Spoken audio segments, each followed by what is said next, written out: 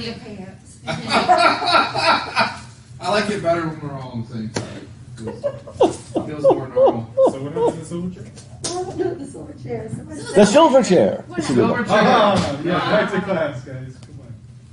Come on. Like I said. And can anybody guess which planet this one is? The moon. It's the moon, right? I mean, right there in the title, the silver chair, gives it away. And I think this is one of the most clever uses of the... and by the way, in this novel, somewhere, if you catch it near the end, somebody mentions the influences of the planets. It's actually mentioned near the end of the book. But this one, I was starting to say it last time, the moon, okay, and I guess I didn't quite say it, but in the medieval model, the moon is the threshold. Everything under the moon, and the phrase for that is sublunar, everything under the moon is always changing, always shifting. In fact, all the planets have like an intelligence that watches over them, like an angel. And according to Dante, the angel that watches over the earth is actually Lady Fortune. Vanna White, that turns the wheel, and everything is always changing on the earth. Nothing is stationary, nothing is steady, everything decays, everything rots, everything dies. But everything above the moon, they believed, was fixed. Now, of course, the planets spin, but they move in perfect circles. So everything's in a state of perfection. And the moon is the change. And the moon makes lunatics, and the word lunatic is used a couple times in this book. In fact, Prince Rillian literally becomes a lunatic in this, under the influence. What's that? Was people acting that way under... Under the moon, yeah, because Luna, right? Luna's the moon, and that is where the word lunatic comes from, which is kind of neat, right? Lunatic, right?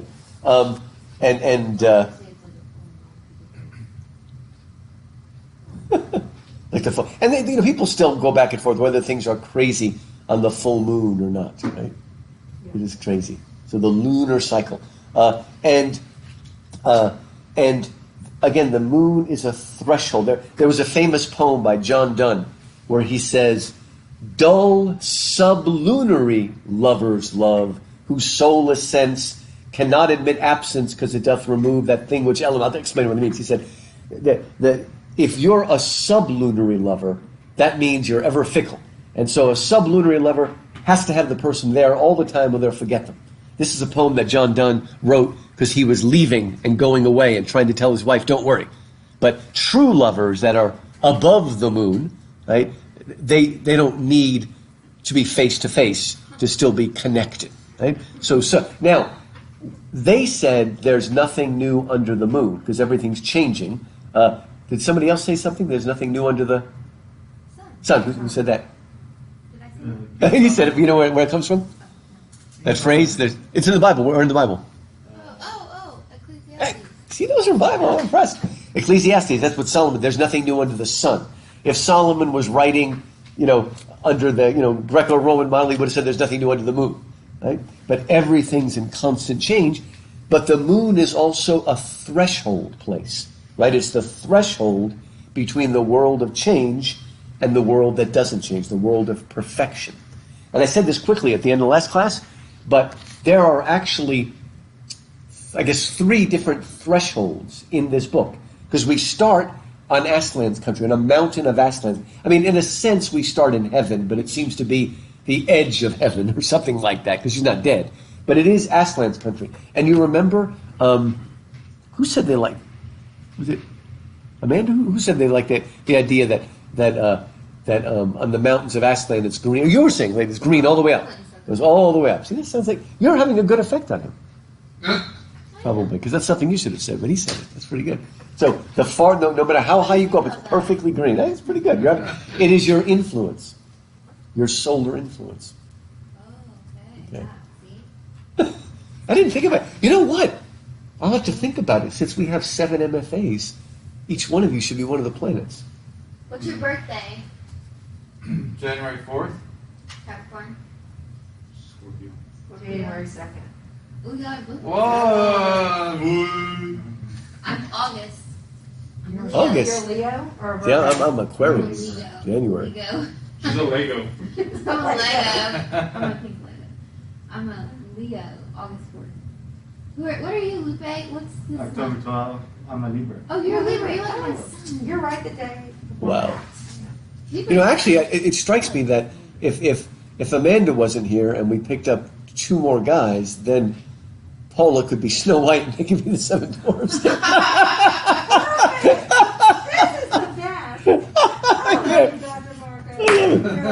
best. I can just see there's some really good dwarves here. I'm so happy. He's grumpy. He's definitely grumpy. Oh! Why do I have to be grumpy? He's grumpy, man. Hey. I'll volunteer to be a dwarf. I can be Doc. There you go. All different ones. Actually, Amanda does look a little bit like Dopey, which is cute because Dopey's very cute. So, that's cute though, because Dopey's very cute. Cheese everywhere. So she could be one of the dwarves too. Okay. So that'll work. Okay, so Paula can be Snow White. But you will have to figure that out. Which planetary influence are you? What are you? Well, that's good. I like that. But so it's really kind of cool because at the very end of Voyage of the Dawn Treader, we see the top of the mountains of Aslan country, and then that's where we start. And we go through one threshold. We go from Aslan's country to Narnia, right? Then we cross another threshold when we go from Narnia to Underland, where the witch is, and then we get a glimpse of another place called Bism, where those poor gnomes have been taken out of, and that's another threshold. So we're moving down, down, down. And I don't know if you noticed this, and I didn't fully notice it till I read the book. Okay, what's it? The Narnia itself, and then you've got the Underland. We're really in this prison, but then all the wonders, Bism, B-I-S-M. If you got to the end, is that deep, deep place. Bism is B-I-S-M. Where the crevices are. Yeah, where the crevices are, deep down. Because you might not have gotten that far, but that's where those gnomes are really far, from all the way down. And I don't know if you picked up this wonderful thing about Bism. They say that's where the true mines are, right? That's where you get living gems. I can squeeze you some, rubies, right? You can drink the gold. And that, to me, it's just a wonderful. It's only a quick glimpse we get of that, all the way down, deep, deep, deep in Bism. And but here's something I don't think I would have picked up on if I haven't read Planet Narnia, because, like I said, there's a few things that he just gets.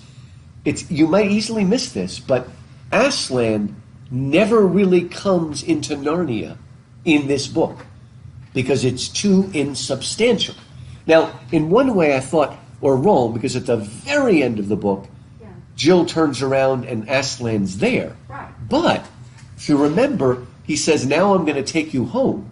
And he starts to blow, and the kids think that he's going to blow them back onto the mountain. But he blows, and he blows away Narnia. Yeah. So there's almost a suggestion he wasn't even there. It was just an image. Well, in a dream. But in a dream. Remember when she has the dream of that? At the beginning. Well, but that's in Aslan's country. It's not Narnia. Oh, they had risen above to Aslan's country? Yeah, that's where it begins. It's supposed to be a mountain of Aslan's country.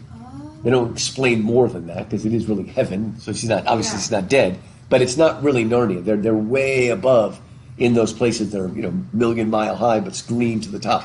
So Aslan stays there, and again he comes in her dream, but that's a dream. And then I said at the very end, he's not really there because when he blows away Narnia, and they're actually on the mountain. So it's very subtle, but it's almost like in the sublunar world of Silver Chair, Narnia is too insubstantial for the reality of Aslan. He blows it all. But doesn't he show up at the school at the end? But that's not Narnia. You're just talking about. Yeah, just Narnia. No, it's the only time he doesn't really go into Narnia. Okay. Right? Like I said, the only thing is, and that's why I had to read it a couple times. It looks like he's there, but it's I'll show you. It's the very, very end. But it's such an amazing, beautiful scene. It's on page. Page 660. It's the last chapter. Just. Is this when Caspian is in the water? But it's just before that, because Caspian's in the water in Aslan's country. Right. But when the kids are ready to come home, Jill says, it's page 660, middle of the last chapter, she says, "I wish I was at home," said Jill. Eustace nodded, saying nothing, and bit his lip. "I have come," said a deep voice behind them. They turned and saw the lion himself, so bright and real and strong that everything else began at once to look pale and shadowy compared with him. See, compared to in a sense, the solar Aslan, the lunar Narnia, is as insubstantial as the underland. These are the wonderful insights that the planets bring to this. And you'll also notice that nobody else sees Last Land but the kids. Puddleglum, nobody sees the kids. So what I mean, I really don't think he's there per se. He's getting them. He doesn't come into Narnia. But yeah, he does go to the earth. And again, look at how Orsa says, and in less time than it takes to breathe, Jill forgot about the dead king of Narnia, remembered only how she had made Eustace fall over the cliff, how she helped to muff nearly all the signs, and about all the snappings and quarrelings, and she wanted to say, I'm sorry, but she couldn't speak. Then the lion drew them toward him with his eyes, and bent down, and touched their pale face with his tongue, and said, think of that no more. I will not always be scolding. Yeah, wonderful. That's why I think we need to publish a version of the Narnia books with the words of Aslan in red. You think? Yeah. Too much? I mean that is just an amazing thing. I can imagine, Christ saying, "I will not always be scolding." Mm-hmm. There are times when we see Jesus pretty darn mad at the Pharisees and all that, but I will not always be scolding. You should go say that to your children now, Paula. Yeah, go say that to your son. This weekend. Amanda, you could say that to your son. I will not always be scolding. He had a birthday Saturday. Oh, wow. Okay. Pretty close. How old is he now? 10. 10. Oh, boy. He's 2 digits. 2 digits. Wow. You have done the work for which I sent you into Narnia. Please, Aslan, said Jill, may we go home now? And this is what happens. Yes, I have come to bring you home, said Aslan. Then he opened his mouth wide and blew. But this time, they had no sense of flying through the air. Instead, it seemed that they remained still, and the wild breath of Aslan blew away the ship and the dead king and the castle and the snow and the winter sky. For all these things floated off into the air like wreaths of smoke. And suddenly they were standing in a great brightness of midsummer sunshine on smooth turf among mighty trees and beside a fair fresh stream. And that's when they realize they're on the mountain of Aslan, ultimately the edge of Aslan's country. Amanda, I just got an image of one of your collages where you did the ripping so it looked like it was blowing away to reveal the true Aslan underneath. That'd be cool. I don't know if you can get that effect. If you could actually get that effect. And it made me think of the way you do your stuff. That'd be cool.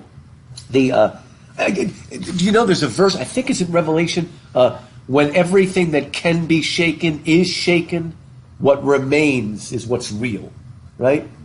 All of that's shaken and it blows away, and what's real is what's left, right? And that's why, obviously, Christian's not going to agree with everything in Plato, but when we get to the last battle, Lewis is going to talk about how it's all in Plato. And Christians don't believe that our world is literally a shadow. But compared to the thundering reality of heaven, it's like living in the Shadowlands, which is the last chapter, I think, in the book, Farewell to Shadowlands.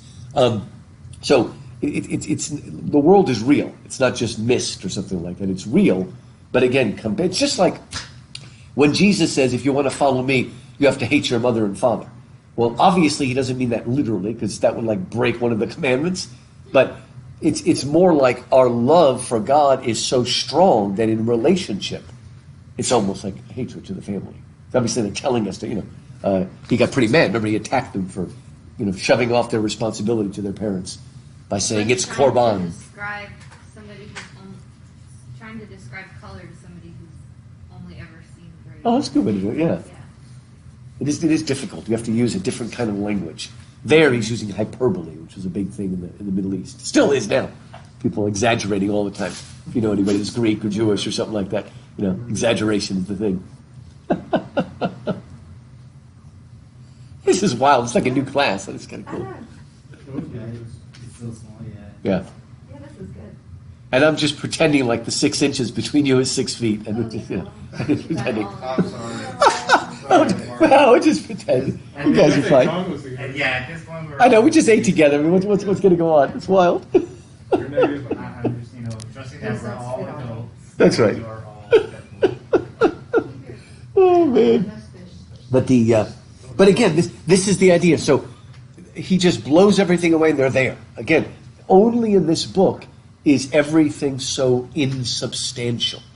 And again, I think, unless I'm wrong, this may be one of the only books that has a dream in. I guess in the last battle, Tyrion, when he's tied up, has something like a dream. But this is like a regular dream sequence. And we don't really see that in the other books. But it fits with the moon. Right? Also, there's a lot of images of water here. And water is very much linked to the moon. Of course, the moon is what draws the water up to make a wave, in any case. But there's lots of images of water and tears and things. So, again, I really think that the planet particularly illuminates this one. And, again, what's so neat about it is we just read the Dawn Treader that took us far to the east. Now, we're going to go all the way down underneath Narnia. It's like we're exploring all the different areas, geographical regions of Narnia. Actually, here we first go up to the giant land, and then we're going to go all the way down underneath. Are any of you claustrophobic? So you didn't feel it? What's that? Little heights? Because Jill is not afraid of heights. Yeah. She's doesn't have acrophobia, but she does have claustrophobia when she has to crawl through the dirt. She's like, you know, and that's what happens when we don't follow the signs. Let's go back to the beginning. I had to jump ahead, but it's so cool. By the way, I love the Silver Chair because it includes some really great satire against modern education. Yeah. Experiment House. Yeah. And I love it how an experiment house, nobody knows what a Bible is. Later on he says in Experiment House, nobody knows who Adam and Eve are. And the girls don't know how to curtsy. And he keeps throwing these little things in all the way along, right? How he was a critic of a lot of the, and they're all there for bullying other people. Yeah. And then that's all they do. Oh yeah, that's all. And you caught that? He said nobody learned much Latin or French or mathematics here, but they all knew how to run away from them, right? And this is a little bit autobiographical because when Lewis went to those terrible boarding schools that he hated, they had a group of people called the Bloods. Those were the upper class athletes who. I mean, okay, you know how if you join a fraternity, they have what's called Hell Week, where they'll do whatever they want to you as the pledge. Well, imagine if it was like Hell Year. That's what it was more like for the little kids. And for some reason, they called it the fagging system. Sticks, maybe beating sticks, and you know, it also means tired, fagged out, or whatever. But what it means again is that the freshmen are like, you know, the slaves to the upper. Tell them that maybe you should treat the first year MFAs that way. I do. I do already. I do. Okay. We're missing the rookie's not here to defend himself. What's that? They got to be here. Yeah. Chris is the first one. As soon as he gets off his lift. Oh yeah, because he's gonna watch the recording. That's right. He's here, so watch out. Watch out. Thanks for not coming to class, Chris. Oh, they're giving you a hard time. The rookie lost his chance to bat. I ate your tacos. Anyway, so again, in the beginning was, and I mean, like I said, the criticism is so strong. Look at the second sentence there. It begins with Jill. She's crying, and okay, it says here she was crying because they had been bullying her. Then Lewis says, this is not going to be a school story, so I shall say as little as possible about Jill's school, which is not a pleasant subject. It was coeducational, a school for both boys and girls, what used to be called a mixed school. Some said it was not nearly so mixed as the minds of the people who ran it. It is wonderful. Okay, I think I might have said this in my opening lecture, that Lewis hated school stories. But what did he mean by that? A school story are like those stories you read where the kid's in high school and he's kind of picked on and nobody likes him, and then suddenly he becomes the chief athlete or something like that, and he gets over on everybody and makes them all look bad. And Lewis is like, those stories, all they do is breed vanity and envy and you know, revenge in kids. They're terrible. He said, and he was really upset about this, because a lot of times, particularly Christians actually, kids shouldn't read fantasy. It's going to teach them lies. He said, no, a real fantasy world teaches children, and we talked about a sense of awe, a sense of wonder, a sense of our own smallness against the greater forces. It's actually good, a good fairy tales can be. So Lewis, right? It's not a school story. In other words, this is not going to be. Although it's kind of funny because in a sense, Eustace and Jill get back at the bullies. Okay, but it's not that kind of a story. Maybe it's a redeemed story because in this, Eustace and Jill become much better people. They don't become the new bully, right? They become better people. But look at what they say. This is so true. Some of you, like Lupe, you're a teacher. Some of you can recognize this. They said, okay, these people had the idea that boys and girls should be allowed to do what they liked. And unfortunately, what 10 or 15 of the biggest boys and girls liked best was bullying the others. All sorts of things, horrid things went on, which at an ordinary school would have been found out and stopped in half a term. But at this school, they weren't. Watch this. Or even if they were, the people who did them were not expelled or punished. The head said they were interesting psychological cases and sent for them and talked to them for hours. And if you knew the right sort of things to say to the head, the main result was that you became rather a favorite than otherwise. I mean, did you go to school where the bullies had the principal tied around their finger or something? Or more like the school psychologist. Right? Paul, you'll remember this particularly when there was a lot of hoopla for a while where prisoners were being let out because the psychologist said they were reformed and they really weren't. If you remember, there was a lot of controversy about that, where they sort of arrogantly felt like they'd reformed this person. They really hadn't. And there was a lot of to-do about that. The prisoner had figured the whole system out. Yeah, that kind of stuff, yeah. But it was not just that the prisoner was clever, it was that the psychologist, sociologist was vain. Yeah. And, that kind of, they thought, I've reformed them, And of course they hadn't, So was this a detention school they were at?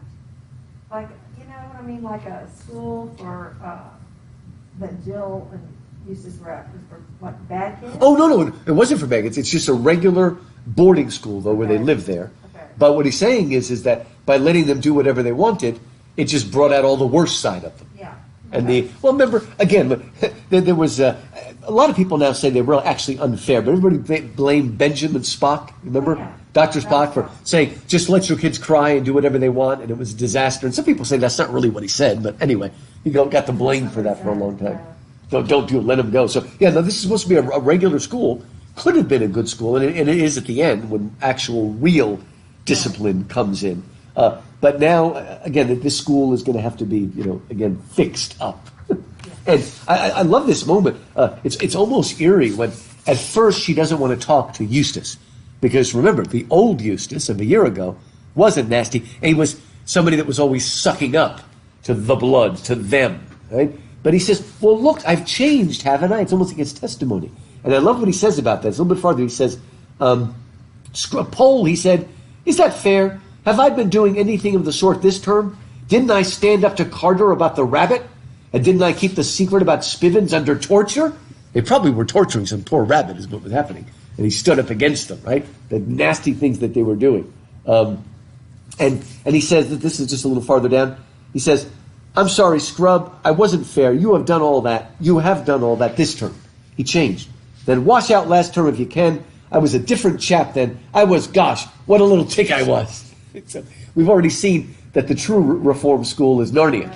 That Eustace has changed, and he's tried to stick. See, because Lewis felt that the reason that system called the Bloods was so bad, the fagging system, is it not only corrupted the older kids that were hurting the younger kids, it also corrupted the younger kids who would suck up and do anything to get on the inside.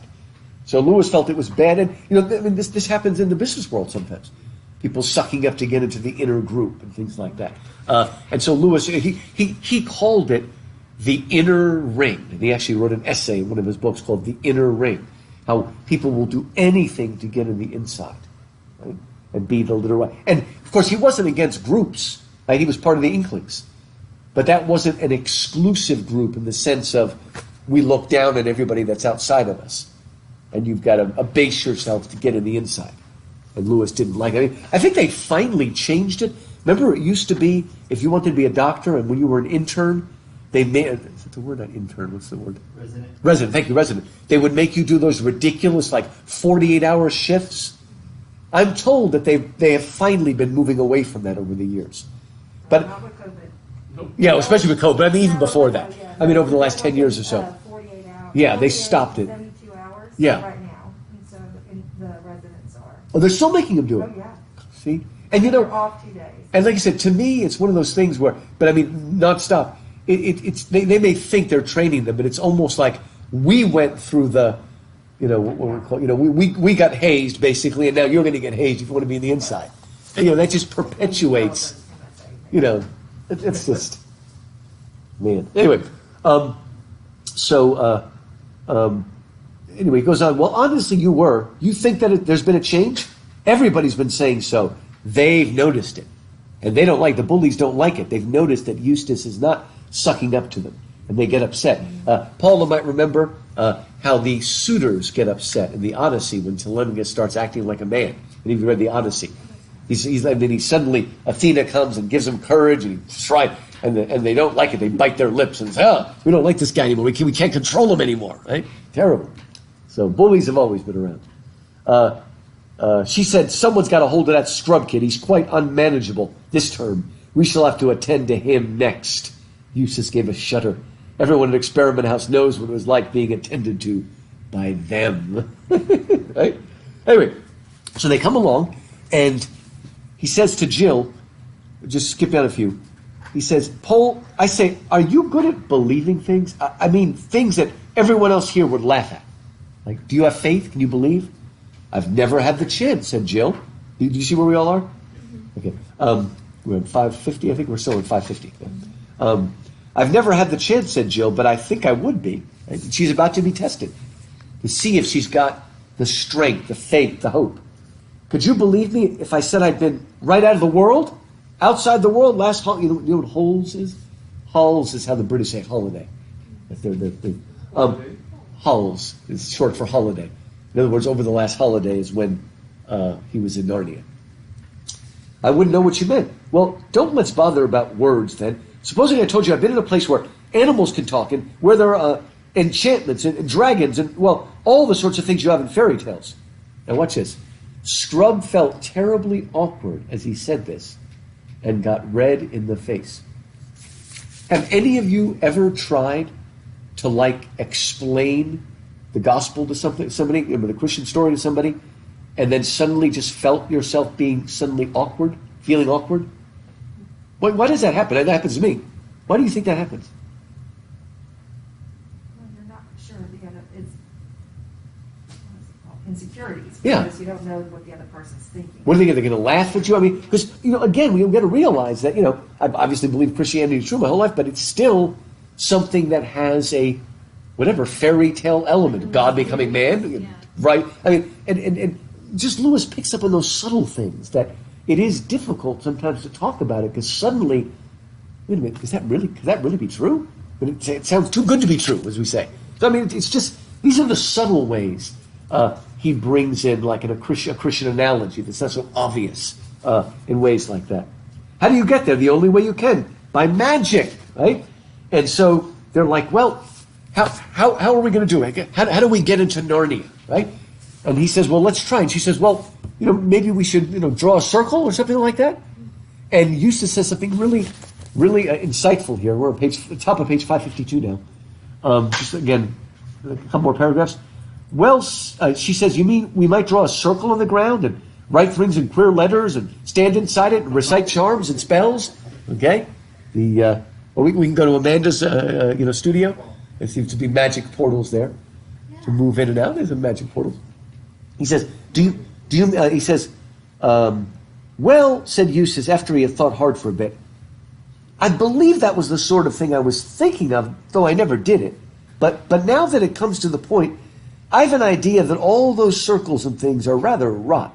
I don't think he'd like them. It would look as if we thought we can make him do things, but really, we can only ask him. So what is the difference? We're going to talk about this. What is the difference between prayer and voodoo? You do a set of ritualistic things in expectation of this is the reaction I get. Good. Whereas prayer is asking or hoping. Good. Right? And then voodoo is a demand. Good. It demands an act.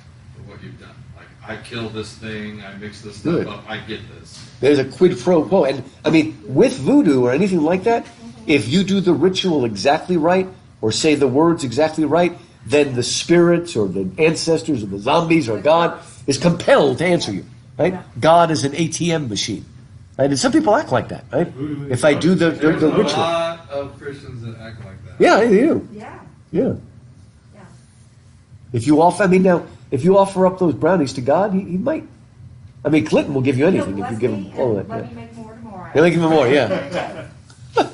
But again, you're right. Too often we think if we can figure out the spell, and it's really funny. I mean, you see it mostly maybe sometimes in Pentecostal churches, but have you ever seen, like in Catholic magazines, when they talk about getting a bottle of like water from Lourdes? Oh, the holy water. That kind of stuff, and you'll see all these testimony. I did this, but it would be one thing if it's like I got the water and I reconciled with my cousin, but it's often I got the water and I wanted bingo. It's like, come on, you know. And then, see, it's like, I mean, it would be one thing if it was like something really spiritual. You know, God can work through anything, of course. But anyway, it's just very funny. I know. But I've seen some of those too, so we've all got our I superstitions. think people try to bargain with the Yeah, prayer. it is. You know, it's like, Oh, yeah. and famously, though, Yeah. If I get through this, Lord, I will never do do this that again. Right. And then, but famously, there's people like Danny Thomas who Oh, yeah. prayed and, you know, and Oh, to set up that on his hospital? last dime, and said that if he would grant him his success, he would honor him by Oh, that's it. he would honor him by building St. Jude. St. Jude's, that's right, he did, yeah. And that's what he did. Held his word. So it is, you know. It's what 75% of his salary. It's amazing. Yeah, he was great. He was great. And the So, so like I said, there are, but here it's like you can't force God to do something, right? And sometimes we do. It's like if we can get the formula down, and we need to be careful. And remember, two of the ways you pray is if it's in your will. You know, if it is your will, God, do this. But we're actually sort of saying that when we say a prayer and we say, in Jesus' name, amen. Because when you're praying in his name, you're praying in accordance with his character, which is linked to his will. Because probably a lot of you know that in more traditional cultures, your name, you know, is not just smacked onto you. Your name is like a link of your character. So to pray, ask in Jesus' name is to ask in keeping with who he is and his character. So again, he realizes that we can't make Aslan. We can't force him to serve us, like he's a genie in a bottle or something. You can't force him to do that. You can only ask. And so they get up and they're like, "Oh, Aslan, Aslan," and they're trying to figure it out. Then, by the way, what did you think about this entrance into Narnia? You like this one compared to the others?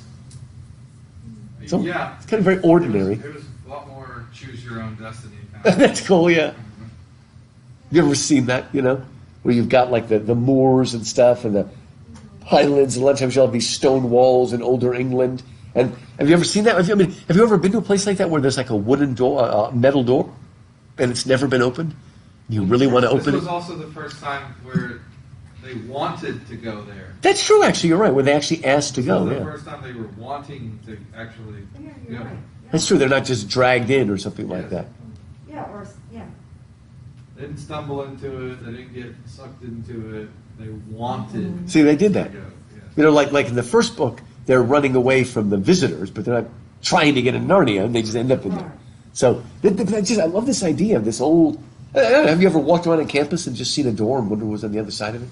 There are some tunnels under HBU, if you've ever seen them.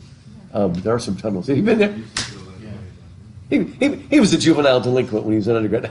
a bunch of people did it, and now they like made a bunch of rules. You can't go down there. Yeah, well, What's down there? it all came I down just to wanted to like know. a prank that happened.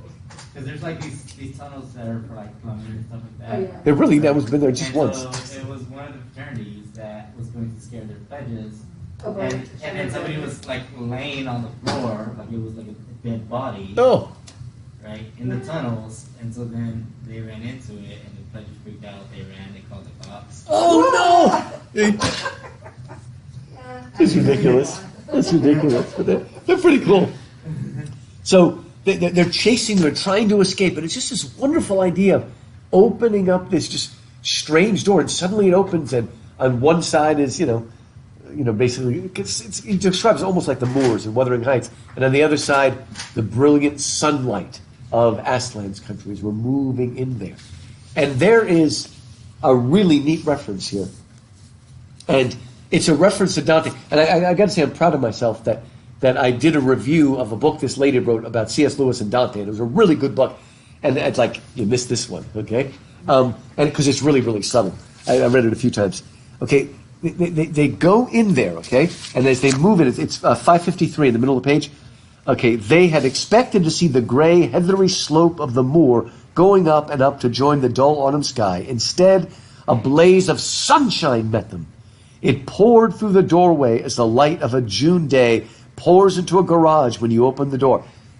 Clinton, that's one of your examples of the way he makes it real for his readers. I like that. It made the drops of water on the grass glitter like beads and showed up the dirtiness of Jill's tear-stained face. Now, Paul, if you got this, I'd be very impressed. It's from the first canto of Purgatory. And in the first canto of Purgatory, Dante and Virgil come out of the Inferno, which is almost literally they've come out of a sewer, manhole cover. And they've come out on the other side of the world, and they're in Purgatory, which is the beginning of the journey upward.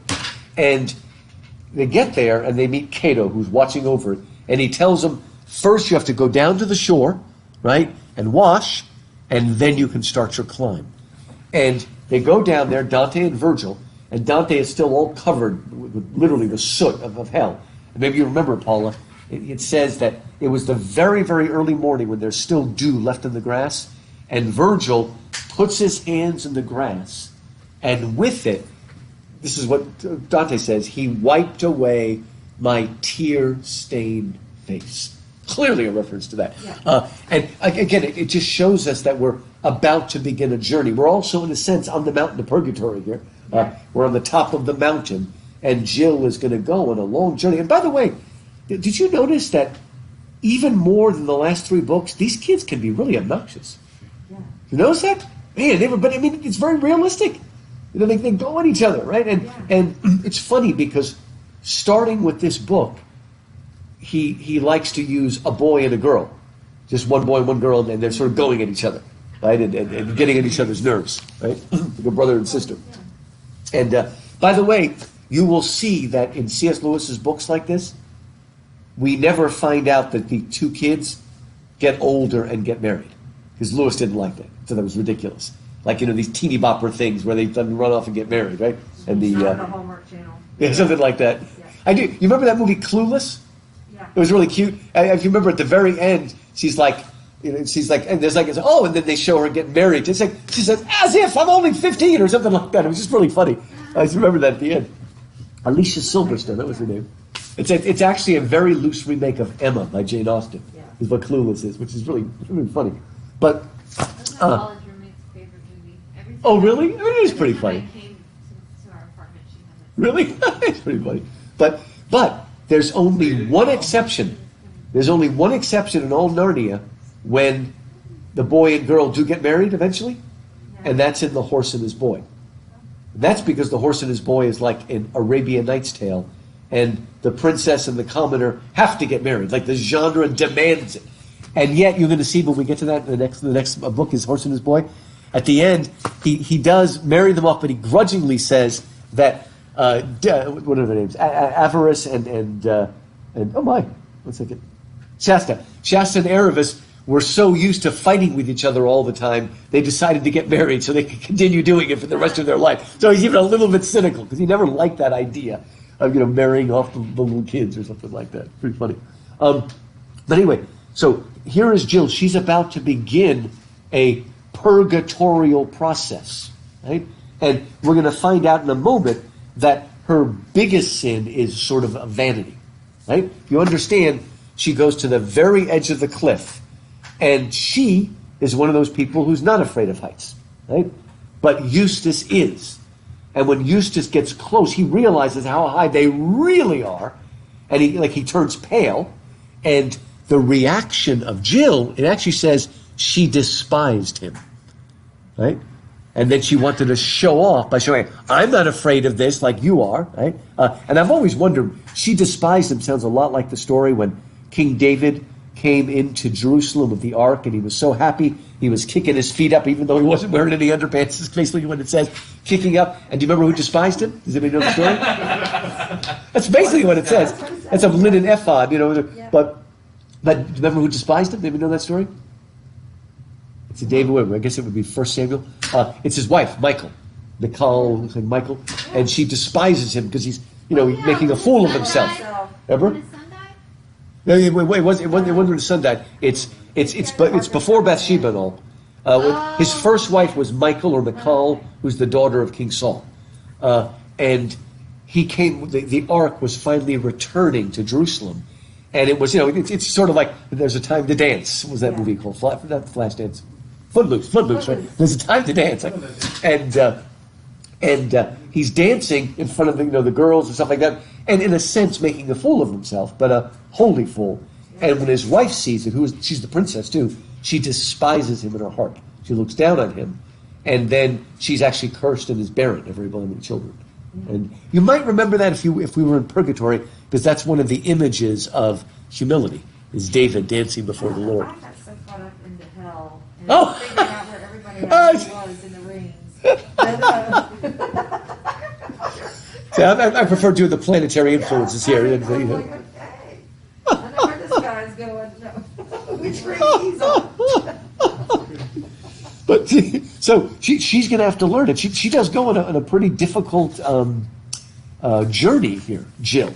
And in fact, back to the tear-stained face. Look what it says here. Okay, and the sunlight was coming from what certainly did look like a different world, what they could see of it. They saw smooth turf, smoother and brighter than Jill had ever seen before, and blue sky, and darting to and fro, things so bright that they might have been jewels or huge butterflies. Although she had been longing for something like this, Jill felt frightened. There's a truth to that, right? We really yearn. It could be God, right? We yearn, or it could be a person. Like we're yearning for intimacy, but then when it gets too close, we're scared and we want to run away. Right? And again, Lewis understands that. This is a human thing. It's not just older people, children. I yearn for it, I long for it always. And then it comes too close and it's too real, and we want to run away and we want to be safe. Right? But remember, Aslan is not safe. Of course he's not safe.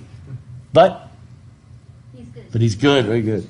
Not safe, but he's good. Right? And then this amazing scene with the water. Let's pick up with page 557. It's at the beginning of the next chapter, chapter 2. And it's page 557. And the lion is there. Right? You just saw the lion blow him in. Clinton, did you like that? He was blowing out as steadily as a vacuum cleaner sucks in. That was a great description of that. Anyway, she suddenly realizes she's really, really thirsty, and there's a stream there, right? But the lion is in between her and the stream. And she's trying to decide what to do. And he says to her, if you're thirsty, you may drink. And at first she's like, where'd that come from? What's that voice? And by the way, remember, Eustace said we're going to call on Aslan, but he didn't say he was a lion. She probably thinks it's a man too, right? It never says lion, so she doesn't really know. It never met. And it says, anyway, she had seen its lips move this time. Now she realizes it. And the voice was not like a man's. It was deeper, wilder, and stronger. A sort of heavy, golden voice. I don't know, do you think Liam Neeson did that? I don't know. I mean, I really, really like Liam Neeson, but I'm still... I will find you. Oh, yeah, it's great. I love that movie. It's great stuff. Again, and taken. Again, and again. I think my son finally got to see that movie. And he was, I told him, it's a really great action movie. I said, what I like about that movie, have you seen Taken?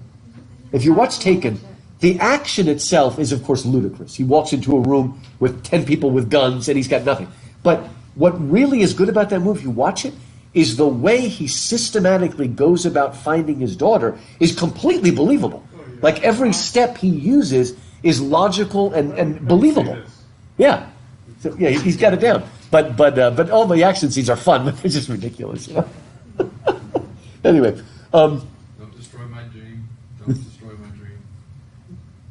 was that a line in the movie? I'm going to be Liam Neeson when I'm older.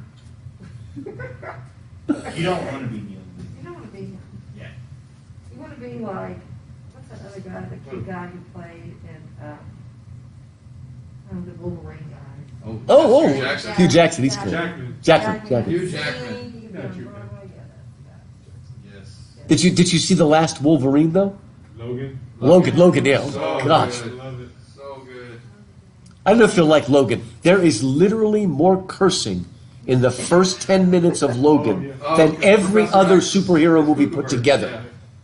And the violence is so unbelievably visceral. It's like, ugh, that crazy little girl. It's wonderful.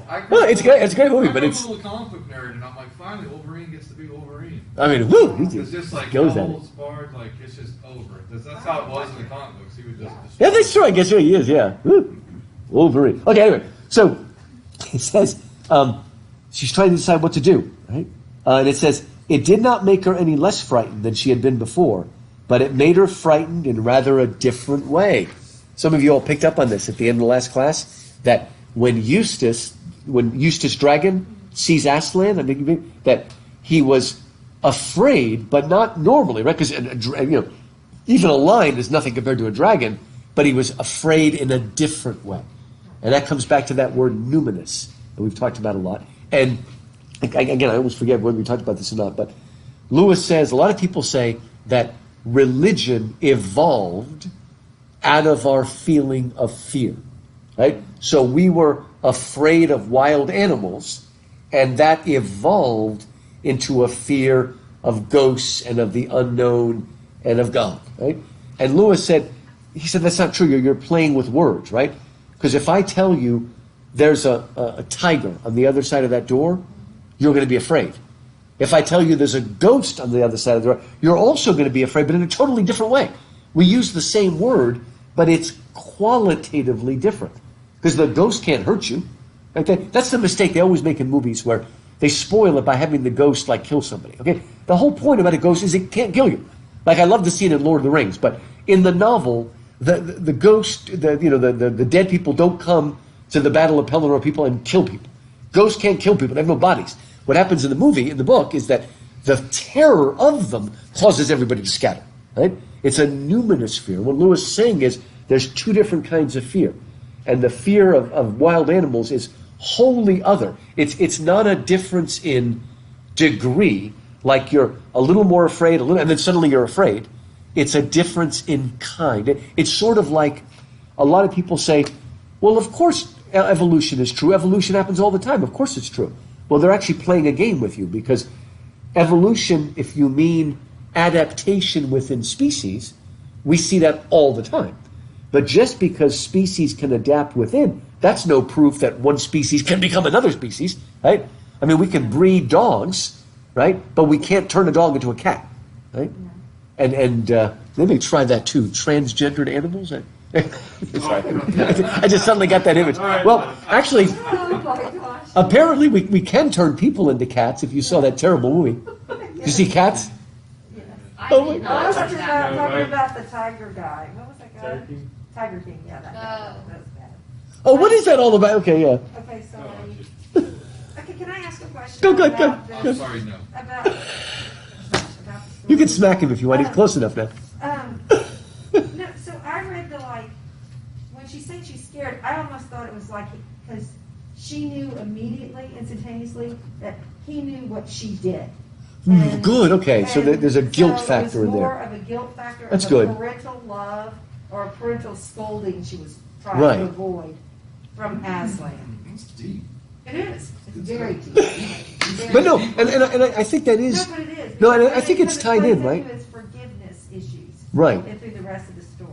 And it is. And I think that is, oddly enough, sometimes part of our fear of God, too. Is that he knows us inside and out. God the Part of it's Father. Yeah. forgiveness, right? If Right. if you're gonna know and love God, then part of it's forgiveness. Right. Yeah, you're not stepping forward unless you're asking for forgiveness before you walked up, right? Right, but to have, she knows No, that makes when sense. he looks at her that he Right. knows. I mean, Yeah. it's sort of like Susan in the the lion was Right. in the wardrobe. She knows that he knows. And that's wonderful, because what you said really links up with what we read in the beginning of class, where Aslan says, I will not always be scolding. Right. So that's wonderful. So maybe in a way you could say she's come full circle right there to do that. So yeah, I like that. And it is. I mean, again, and we're going to see just in a moment that Aslan's going to take her through her own catechism too, to make her understand what she did. And we all do what these kids do when someone is trying to get a confession out of you. Notice how we give in just like bit by bit. We don't fully go, well, we just keep trying to protect ourselves in all these different ways. So we'll see that. But I think you're right. And that really fits Jill, too, her character. She is. And, it haunts her the whole way through.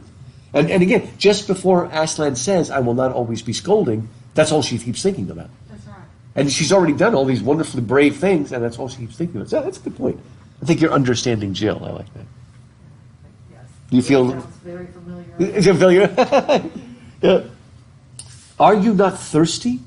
I'm dying of thirst. Then drink. Would you mind going away while I do? The lion answered this only by a look and a very low growl.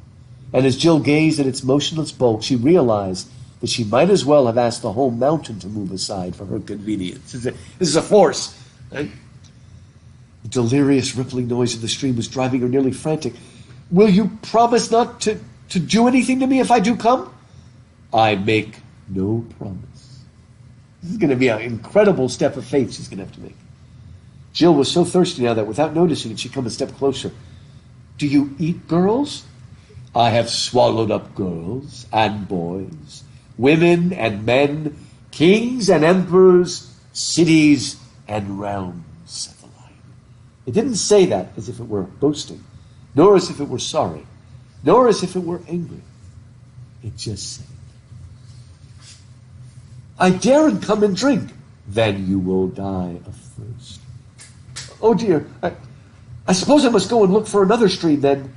There is no other stream. Thou shalt worship no other gods before. Oh, there we go, good. There you go. And can you think of a verse in the gospel in the book of Acts? When the apostles are preaching, they say, there is no other name given under heaven by which men must be saved. Talking about the name of Jesus. There's no other name given under heaven by which we can be saved. It's Acts chapter 4, maybe? But again, there's no other river. There's no other name. This is the only way. And you've got to have the courage to move forward. She wants to break and run. But what does she have to lose? She's dying of thirst. Right? I mean, this is, again, he's not replaying the gospel now like Lion, the Witch, and the Wardrobe. He's getting psychologically into the struggle of coming to faith as we come closer and closer, and all we want to do is run away. Remember, Lewis said he was the most reluctant convert in all England, looking left and right, trying to find an escape, kicking and screaming, right? Doesn't want to come in. But you must come forward. It never occurred to Jill to disbelieve the lion. No one who had seen his stern face could do that. And her mind suddenly made itself up.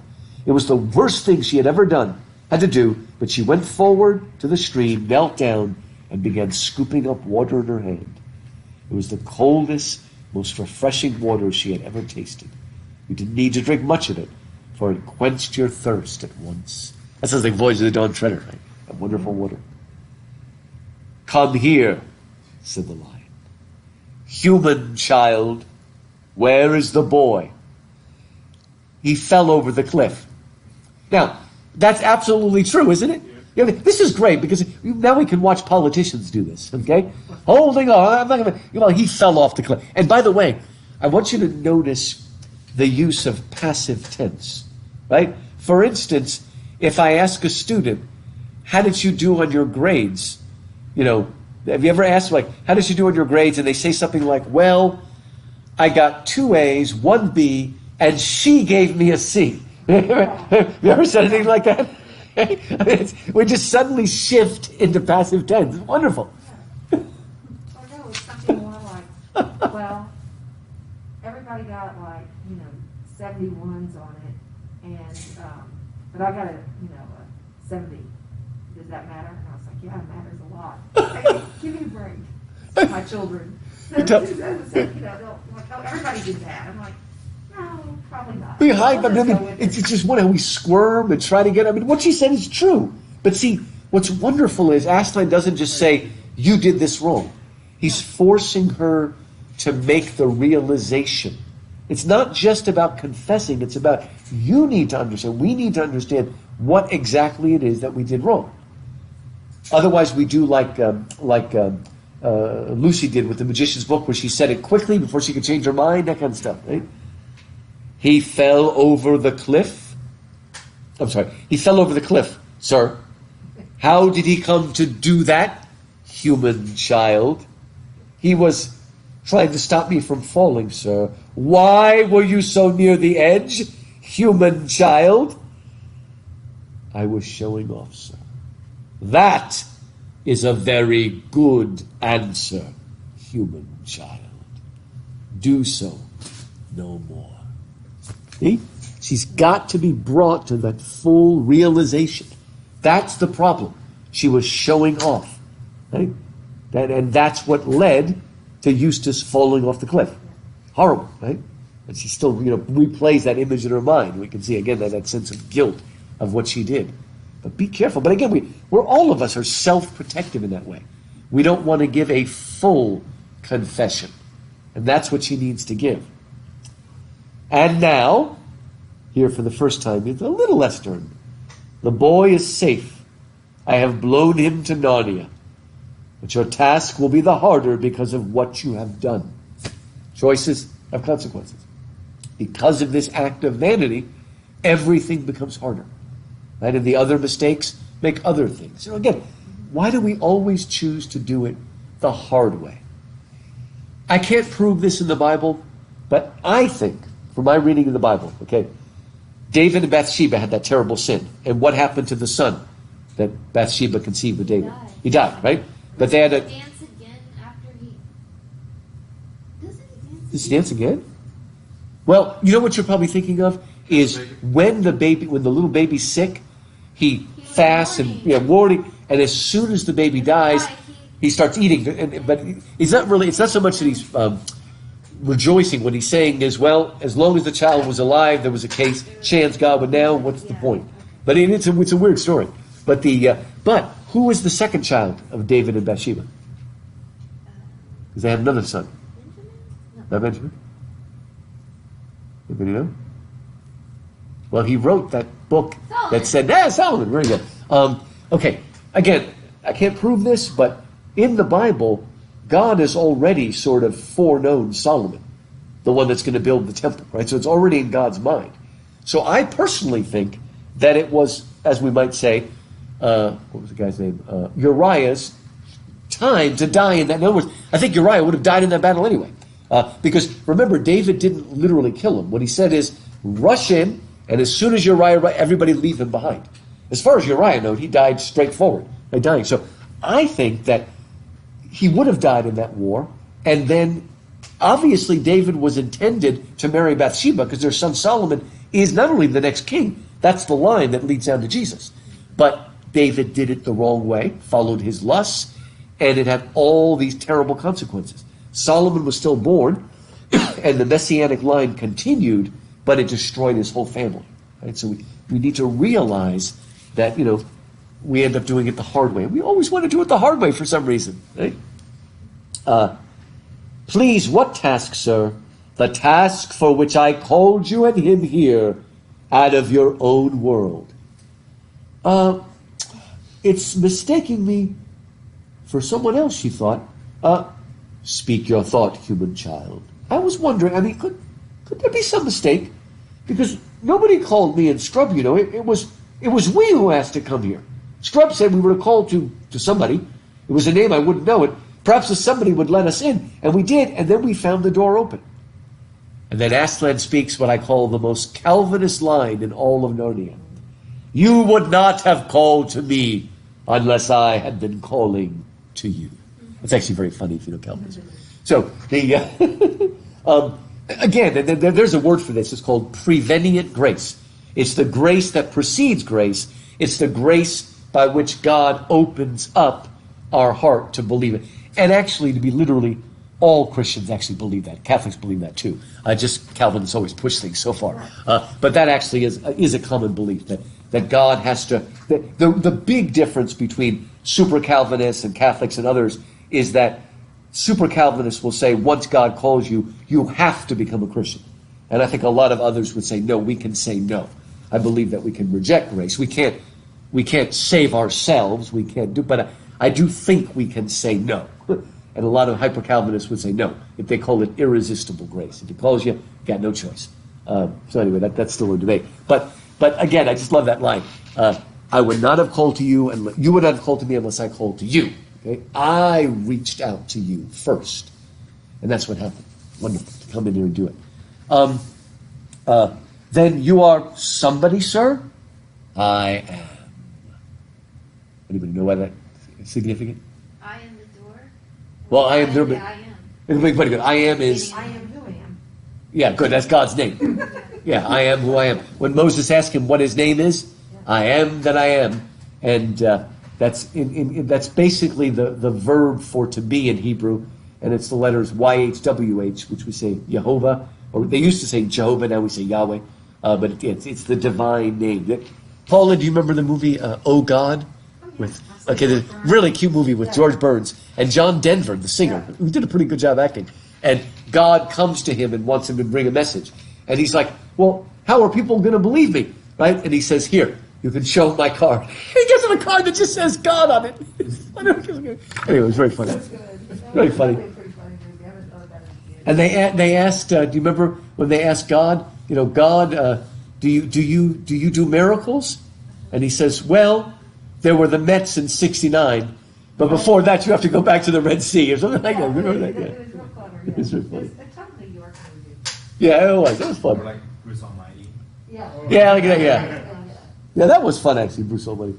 Okay, and then he is going to tell her the signs, the 4 signs, and he makes her go over them and over them and over them again till she knows them inside and out, so that they're written on her heart. Go over the signs again and again. And then they're moving towards the cliff where Aslan will blow her into Narnia. Right? And it says, as they went, you will, let me see, I lost my place. 559, bottom of 559, you get all the 4 signs, and then it says, you will have no time to spare. That is why I must send you at once. Come, walk before me to the edge of the cliff. Jill remembered very well that if there was no time to spare, that was her own fault. Right? If I hadn't made such a fool of myself, Scrub and I would have been going together, and he'd have heard all the instructions as well as me, she thought. So she did as she was told. It was very alarming walking back to the edge of the cliff, especially as the lion did not walk with her, but behind her, making no noise on his soft paws. Paula, do you remember a story, a myth in Ovid, where somebody, a woman was... What's that? The lions walking through the valley. Oh, wait, what do you think? That's cool. They turn into, they're going through the valley, and the birds, it was like... She always remembers the birds. The birds were, they were leading them through the dark forest. Oh, you're talking about Virgil.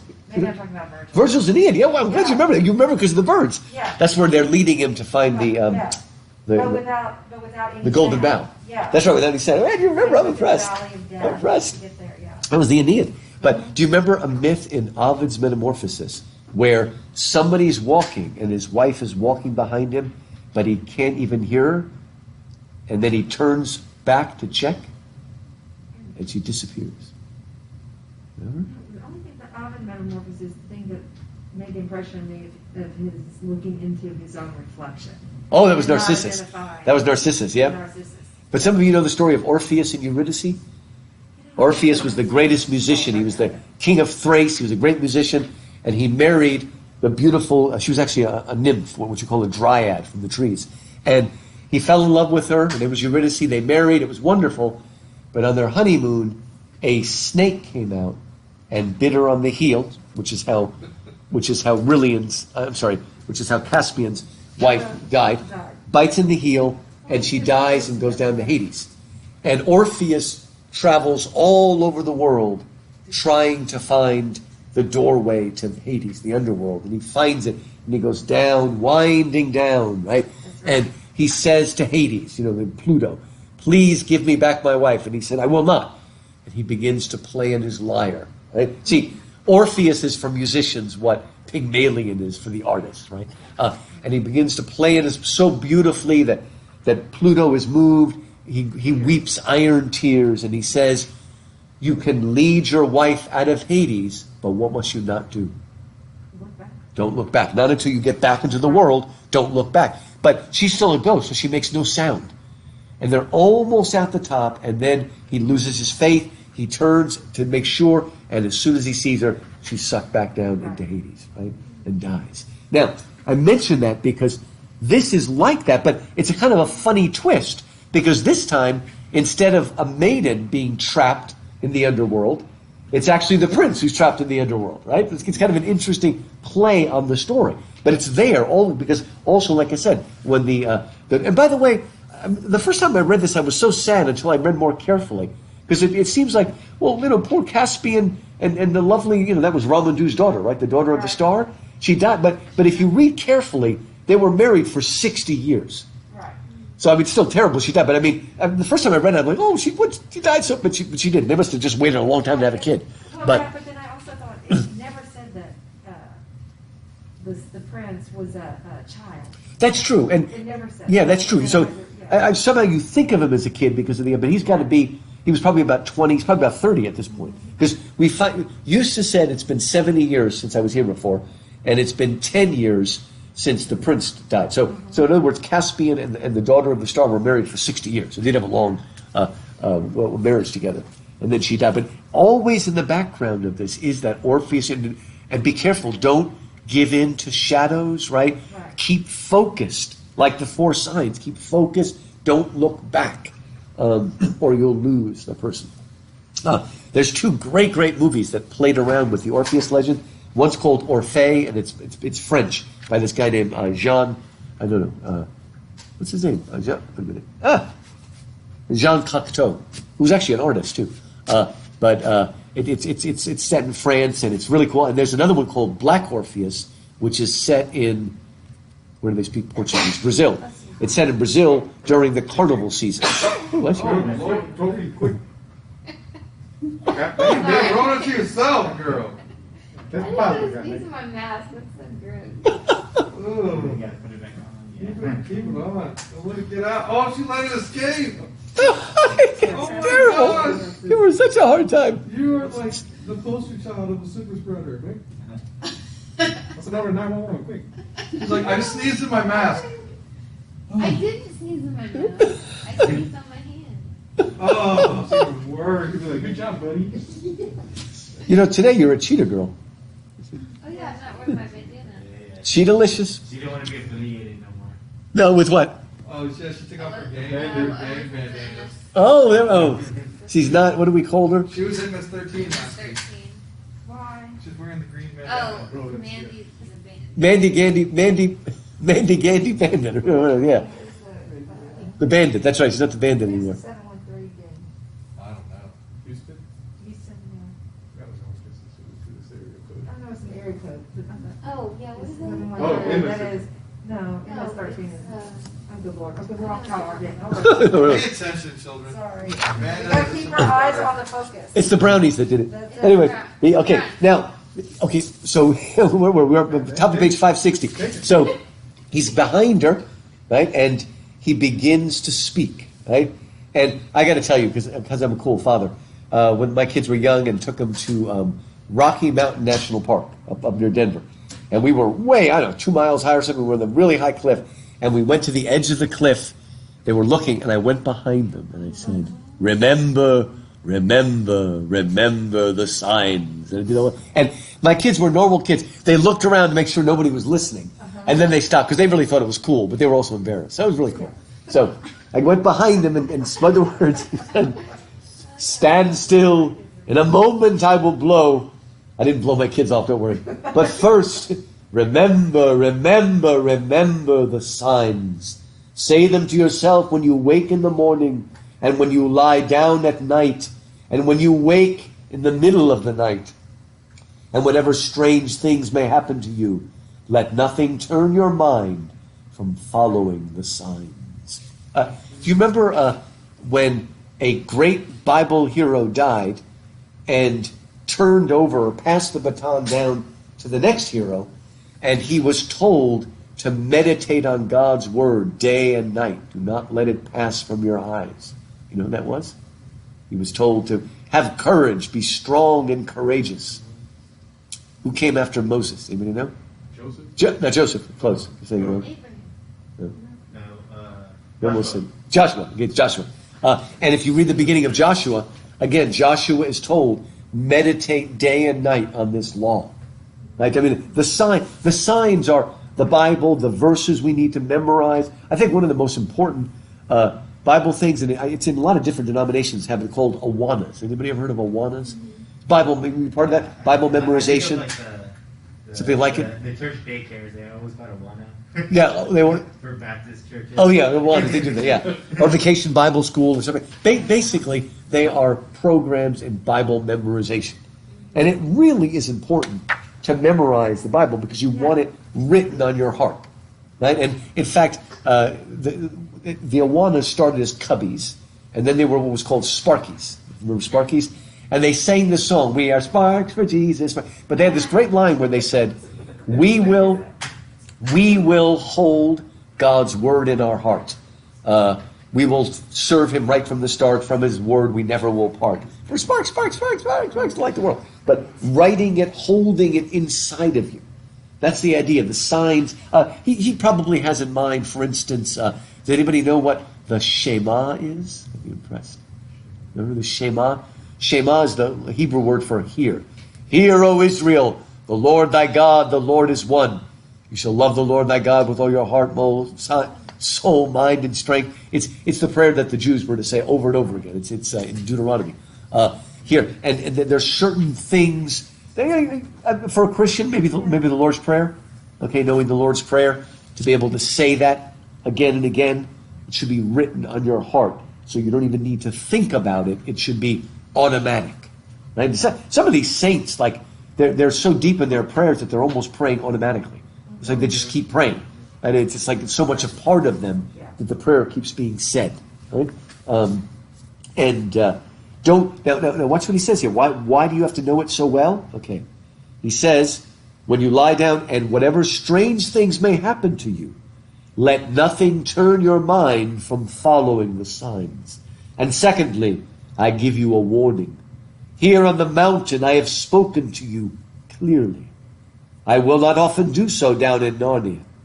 Here on the mountain the air is clear, and your mind is clear. As you drop down into Narnia, the air will thicken. Take great care that it does not confuse your mind.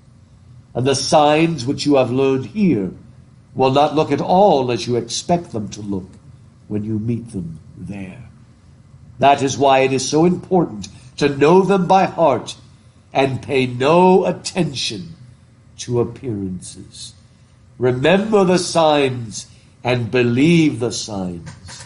Nothing else matters. And now, daughter of Eve, farewell. Okay, I don't know what your background's all, but any of you, when you were a kid, teenager or something, went to one of those weekend Christian camps? Right? Like a retreat, like a camp. And you're all pumped up, and Sunday night you end with some big service or something like that, and everybody comes forward, and you're like, I'm going to serve God, I'm going to change my high school, all that sort of stuff. And you're like, literally, sometimes they call that a mountaintop experience. Everything's so clear, and then what happens when you get back to your high school on Monday morning? Same thing, it's all gone. It's like, what I mean, it was clear up there, and of course, on a mountain, literally the air is thinner, right? But it's clear, but as we come down here, it gets a little more murky. When you're back in the everyday world of your high school, what's it? Doubt. Doubt comes in. And it's, again, in this sublunar world where everything is murky and misty and unclear, and the air is thick. I just love that image of the air is thick. And we just forget it all. If it's not really, really a part of us, it will just flow away.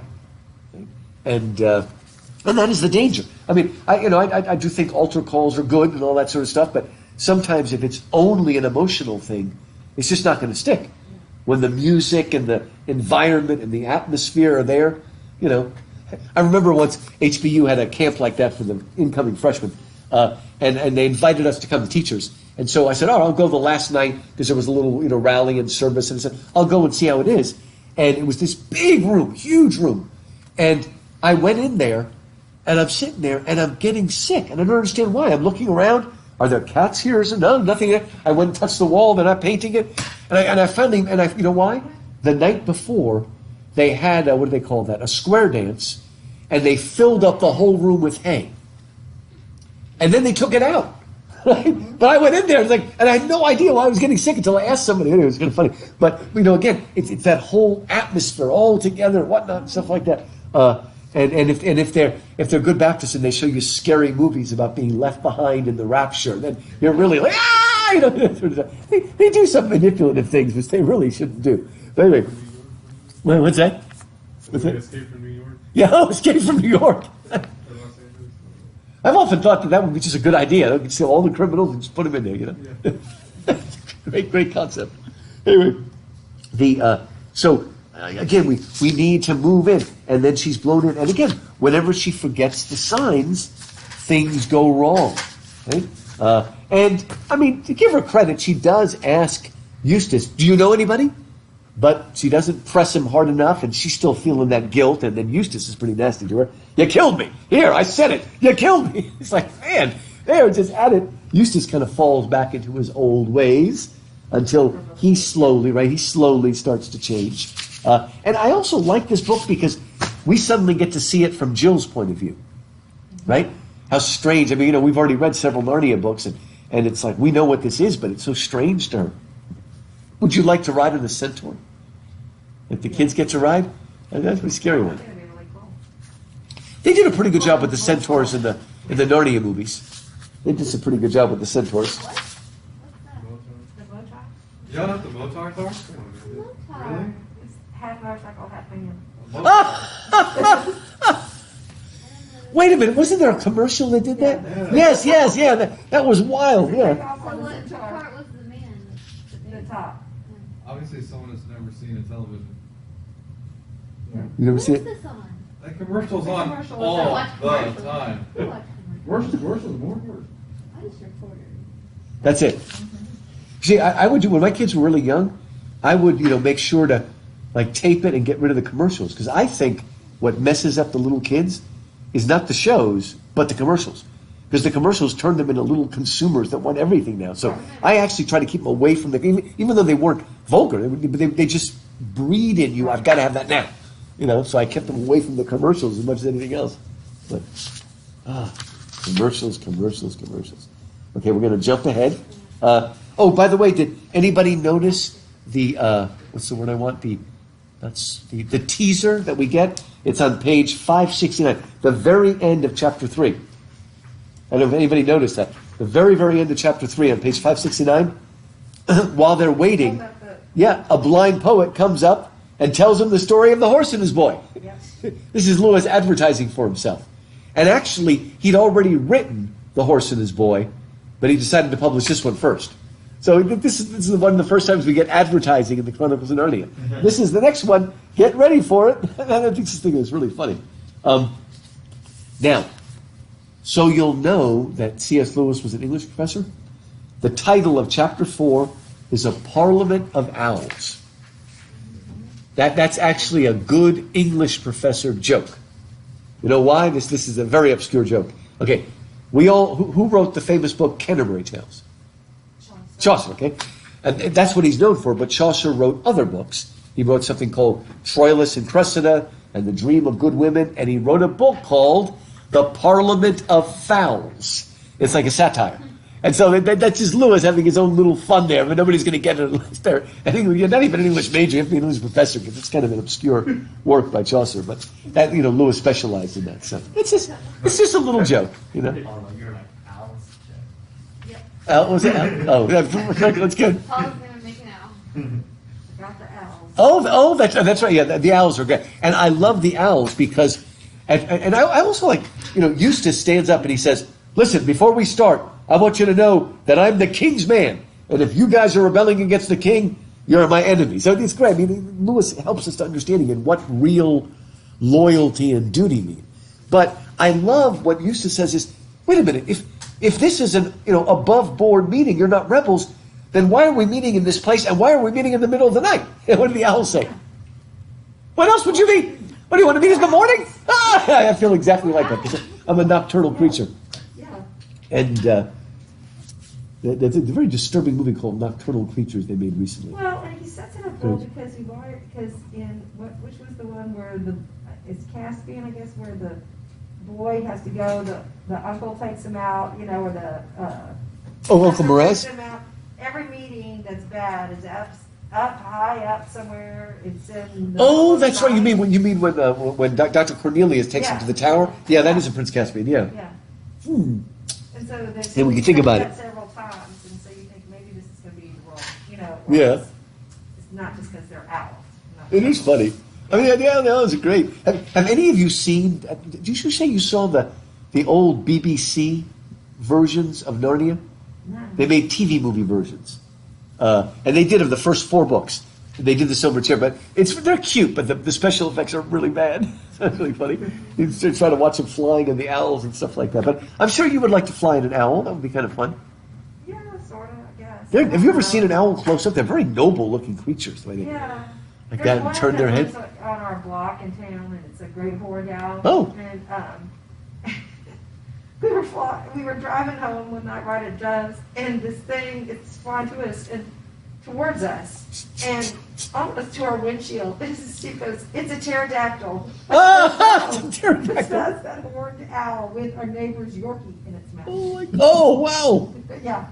Wow. Oh, yeah. Yeah. That's wild. I Oh, my gosh. Yorkie Yeah. brew. Dang. We got it at the wrong time. Isn't that awful? That's terrible. The dog's name was Dixie. No more Dixie. Oh, What a man. hoot. What? So we got that little southern fried Yorkie. By the way, how many of you, this was literally the first time you read this book, like you didn't know what was going to happen? I mean, did you guess when they met the beautiful lady and the knight on the bridge? Did any of you guess that was going to be the witch? She is green. Get that far. I'm thinking for ruining it. Oh, no, you didn't get that far. You're slow. But no, I didn't realize, I thought she was somebody, but I thought she would be bad. I thought she, same here, but I thought the guy in the black. That's right, the Black Knight that you don't see. That it was probably just a skeleton or something. Yeah, that's right. I love puddling them. Maybe it's a skeleton. Maybe it's nothing at all, Class is over for me now. 'Cause Oh, I don't know what's what up? I'm talking about. Oh, I'm going to the restroom. oh, okay. He doesn't want spoilers. He doesn't want spoilers. Tell him if he behaves, he'll get a cookie each time he behaves. Yeah. Make him say nice things, like about Amanda and about Chris, and then he gets a cookie. He says nice things about him. Is she going for another one? There we go. I think we should go on. We We haven't read it, so I don't think. That's right. But like I said, this one does have a lot of fun tricks to it and things. So, okay, so we get the story about how, again, his wife died, bitten by the snake and whatnot, and then the son, Rillian, who, I get the idea he's maybe 20 or something at this point. He's probably maybe about 30 when we meet him at the end of the book. But he keeps chasing after the serpent. But, how do you get revenge on a dumb beast? But then he starts coming back looking wild-eyed, right? And so Drinian, remember who Drinian is? He was the captain of the. He's the captain of the Drawn Treader, right? This is kind of neat. He gets another appearance. Oh, we did forget that. Did you all like the part when we get to meet Trumpkin and he's so deaf? The girls, Jill, who's got killed? And My kids, when we used to listen to him, my kids would be laughing hysterically when he says, "It's Eustace. I know the boy's useless, but what's his name?" Kids would be laughing hysterically in the car. We're listening to Focus on the Family. But, like in the old-fashioned movies where they got the trumpet, right? They put in their ear, right? The trumpet here. Anyway, so he comes and he goes there. And again, if we're listening carefully, it's middle of 576. Middle of 576, it says, "And she was tall and great, shining, and wrapped in a thin garment, as green as poison." This wonderful refrain that keeps coming. Sometimes she's called the Emerald Witch. And there are some people that think this is the White Witch, but it doesn't seem to me. It's a different witch. Although we find out that they come from the north, those witches. And I don't know if you remember this, but they were having a little contest when it looked like they were going to make the silver chair after the third one. I thought they were having a contest of like who's going to come up with a name for the witch, because she's never given a name. She's either the Green Witch or the Emerald Witch. She's not given a name. And I don't remember if they chose one, but apparently it was like ask the fans to suggest a name. And I mean, nothing came of it because they didn't make the movie, but it's kind of cool. But notice it says, "And the prince stared at her like a man out of his wits, but suddenly the lady was gone." What do we call somebody that's out of their wits? Lunatic, okay? And later on, he'll actually use the word lunatic. We said lunatic and didn't watch Clinton. That's what he did. We're literally half a class today. We're 5 out of 10. We're literally a half class today. Yeah. That's interesting. That's interesting. I hope Chris is okay. Let me see if he tried to email me or not. No email. We'll see. Okay. So again, he goes wild, and then we find out that. Did you understand why do the owls make sure the kids don't tell Trumpkin why they're there? Did you understand why they don't want Trumpkin to know? They don't want to upset about the sun being good. Because what will Trumpkin do to them, probably? Or try to stop them, right? And the reason he tried to stop them, we find out, is over the years, lots and lots of knights basically have gone, and none of them ever come back. Right? They're all gone, and then they never quite say. The suggestion is maybe a number of them were killed by the gentle giants of Harfang. They don't quite say what happened to them, different ways they died, but that seemed to be a good way for the witch to get rid of them. The gentle giants, right? But anyway, and so one after another, all of these fair knights have gone on this quest and have never returned. Of course, what's the most famous quest in the Middle Ages, where the knights went? Camelot, but what quest did they go for? Somebody must know. The quest for the Monty Python and the Holy Grail. Okay, the Monty Python. And again, a lot of the people that went for Holy Grail, they died, they didn't come back. A lot of them became monks, they just left the world. I mean, all different, it wasn't a good ending for almost any of them. Even the ones that became monks, it wasn't like a good reason for becoming a monk. It's kind of like if Maria had stayed in the convent, right? These convent walls are not a refuge to hide from or something. The Mother Superior. The Mother of the Abbey says. That's what he says to you. Yeah, these walls are not for hiding or something. What's the exact line she says? And then saying climb every mountain. Say that's right. Great one. Right. That's a good song. Did you put your elbow in the sauce? No, I have goosebumps. You have goosebumps? It's cold in here. Oh, okay. I thought you were really, really excited about that cheese dip. Some people, he's feeling that way about the brownies, aren't you? Yes. Because he gets giving you goosebumps. If I actually had something to drink, I'd be downing the brownies right now. No, I got a cup of mine. You see, he's trying to hold himself back, right?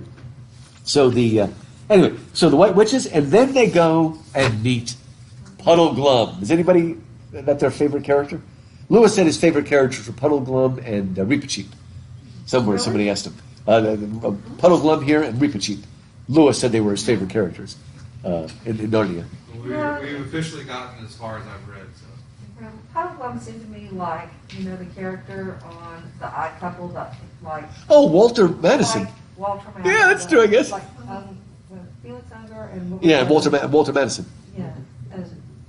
mean, was totally just always, I don't know, So pessimistic. pessimistic. Yeah. Yeah. Always he's what you call an optimistic pessimist. Deep down, he's really courageous. And I kind of said this before when we were looking at the character of, that's him? Is he pessimistic? I didn't realize that. Um, And is that why God put you next to him in your studios to cheer him up? Yeah. I was there Probably first. so. I was there first. That's an interesting story. I was there Yeah. first. They kicked me out. So basically, Don't go Amanda there. Amanda was put there to cheer up Robert, but Clinton was put there to drive Chris crazy. So it's like it's kind of a parallax. Hey! Yeah. Look over and Lupe's just mowing down on this cocaine brownie. He wasn't like literally snorting it, was he? He's covered in white powder. Worst day to wear a black shirt.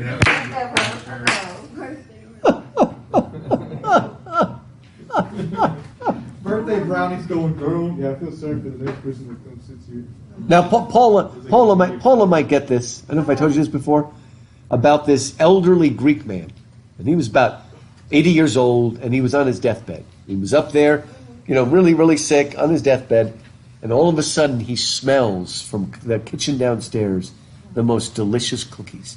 Greeks make these cookies called kouroumbiedes. They're like butter cookies. They're long and skinny, and they're covered with powdered sugar. And it smelled so good, like his mother used to make. And he was so moved by it that he threw himself out of the bed, and he clawed his way down the stairs one by one. And he got his way into the kitchen, and they had just come out of the oven. It was so good. And he takes it, and he starts shoving it in his face, just like Lupe. And the powder's all over the place. And all of a sudden he feels, his wife has just hit him with a giant wooden spoon. No, she says, don't touch those. They're for the funeral. That's right. I told you that one before or something.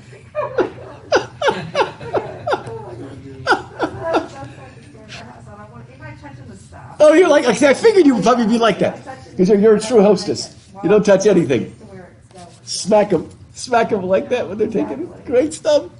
In one of the James Bond movies, he always calls up at the end. He calls up and he's calling Margaret Thatcher, who, of course, was the prime minister. And there's this hysterical scene where the prime minister's talking and her husband comes in and he looks kind of goofy in size. And you see him reach his hand. Anyway, it's just really funny.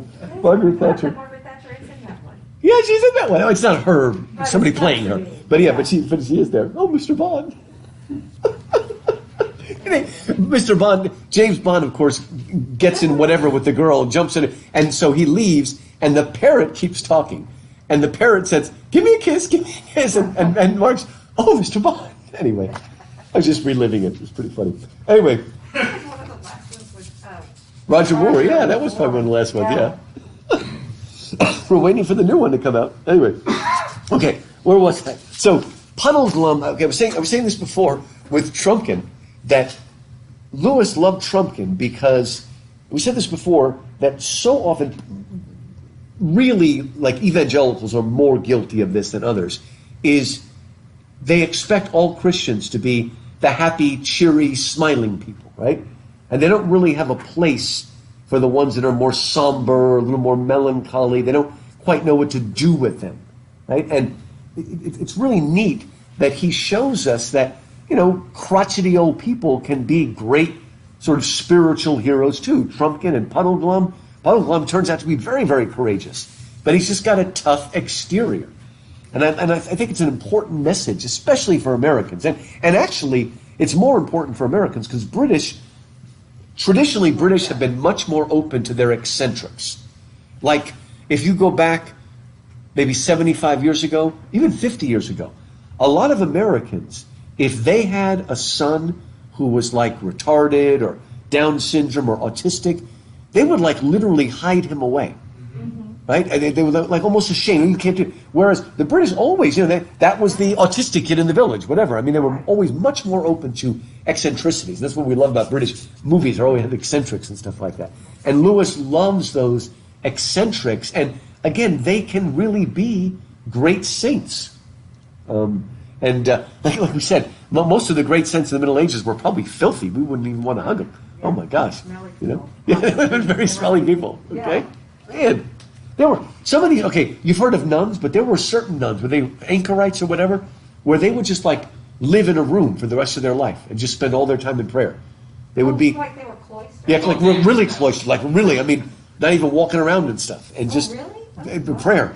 And they would be like in a little room. It's amazing, you know, the kind of things they were doing. You know, some of the monks up on Mount Athos and stuff like that. Amazing stuff. So it's just it expands our vision of what a hero can be.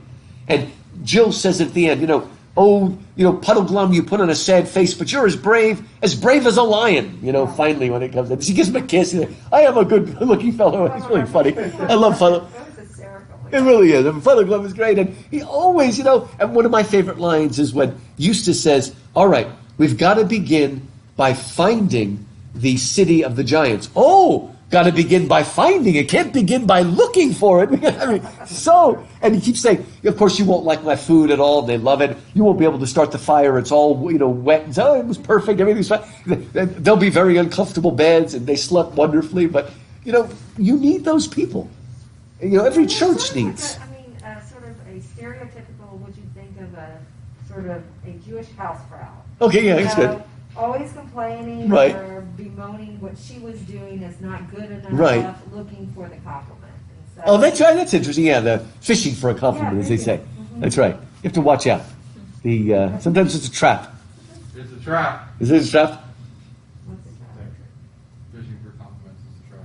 If your wife says, "Do you like this dress?" Yeah, you never ask that question. It's kind of tough. You don't know. Yeah. You're caught. So does this look good after you spend 5 hours getting ready? Never No, ask me it's that horrible. question. I answer truthfully. Always. What do you do with room when you buy it? I grew up with sisters. I will so find they though, asked, I told it is them. generally true that women spend much more time on their clothing when they're getting together with their girlfriends than with their husband.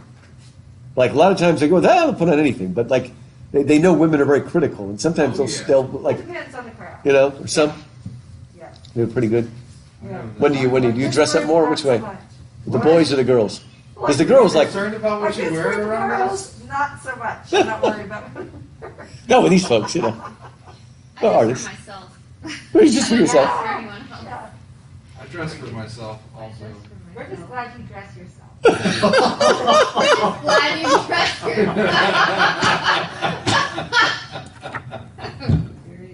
The poor people watching, they're missing all the fun here. Sheer tops. I think that would be nice. That'd be interesting. Right? Oh, God. Clinton walking around with a sheer top. Put a good face on it. Put a good face on it, Clinton. Put a good face on it. That's what he says over and over again. Put a good face on it. So the the Giant's Bridge. Okay, now, well, again, if you haven't finished this, those of you that have finished it for the first time, did you get the ghastly pun of "We're sending you 2 southern children for the feast"? I didn't get all that right away. Because it's a sort of ghastly pun. When the witch, they don't know it's the witch, but the witch tells them to go to the castle, and it's let's see, it's page 589. It's right. It's chapter 6, towards the end of chapter 6, 2/3 of the way. On page 589, I have often heard the name of the giantess city ruinous, but never met any who would tell me the way thither. This road leads to the borough. Did you know that's how that word's pronounced? Burg is borough. This road, like Edinburgh, this road leads to the borough and castle of Harfang, where dwell the gentle giants. They are as mild, civil, prudent, and courteous as those of Ettinsmoor are foolish, fierce, savage, and given to all beastliness. Remember, if the giants are throwing rocks at you, you're safe as long as they're what? You get the joke. You're safe as long as they're aiming to hit you. If they're aiming, but if they're not aiming, then you might get hit. They're just, giants are just usually big and stupid things. Anyway, even Rumblebuffin is not that bright in Lion, the Witch, and the Wardrobe, though he's a good guy. And in Harfang you may or may not hear tidings of the city ruinous, but certainly you shall find good lodgings and merry hosts. You would be wise to winter there, or at the least, to tarry certain days for your ease and refreshment. There you shall have steaming baths, soft beds, and bright hearths, and the roast and the baked, and the sweet and the strong will be on the table 4 times in a day. I say, that's something like, think of sleeping in a bed again. Yes, and having a hot bath. Do you think they'll ask us to stay? We don't know them, you see.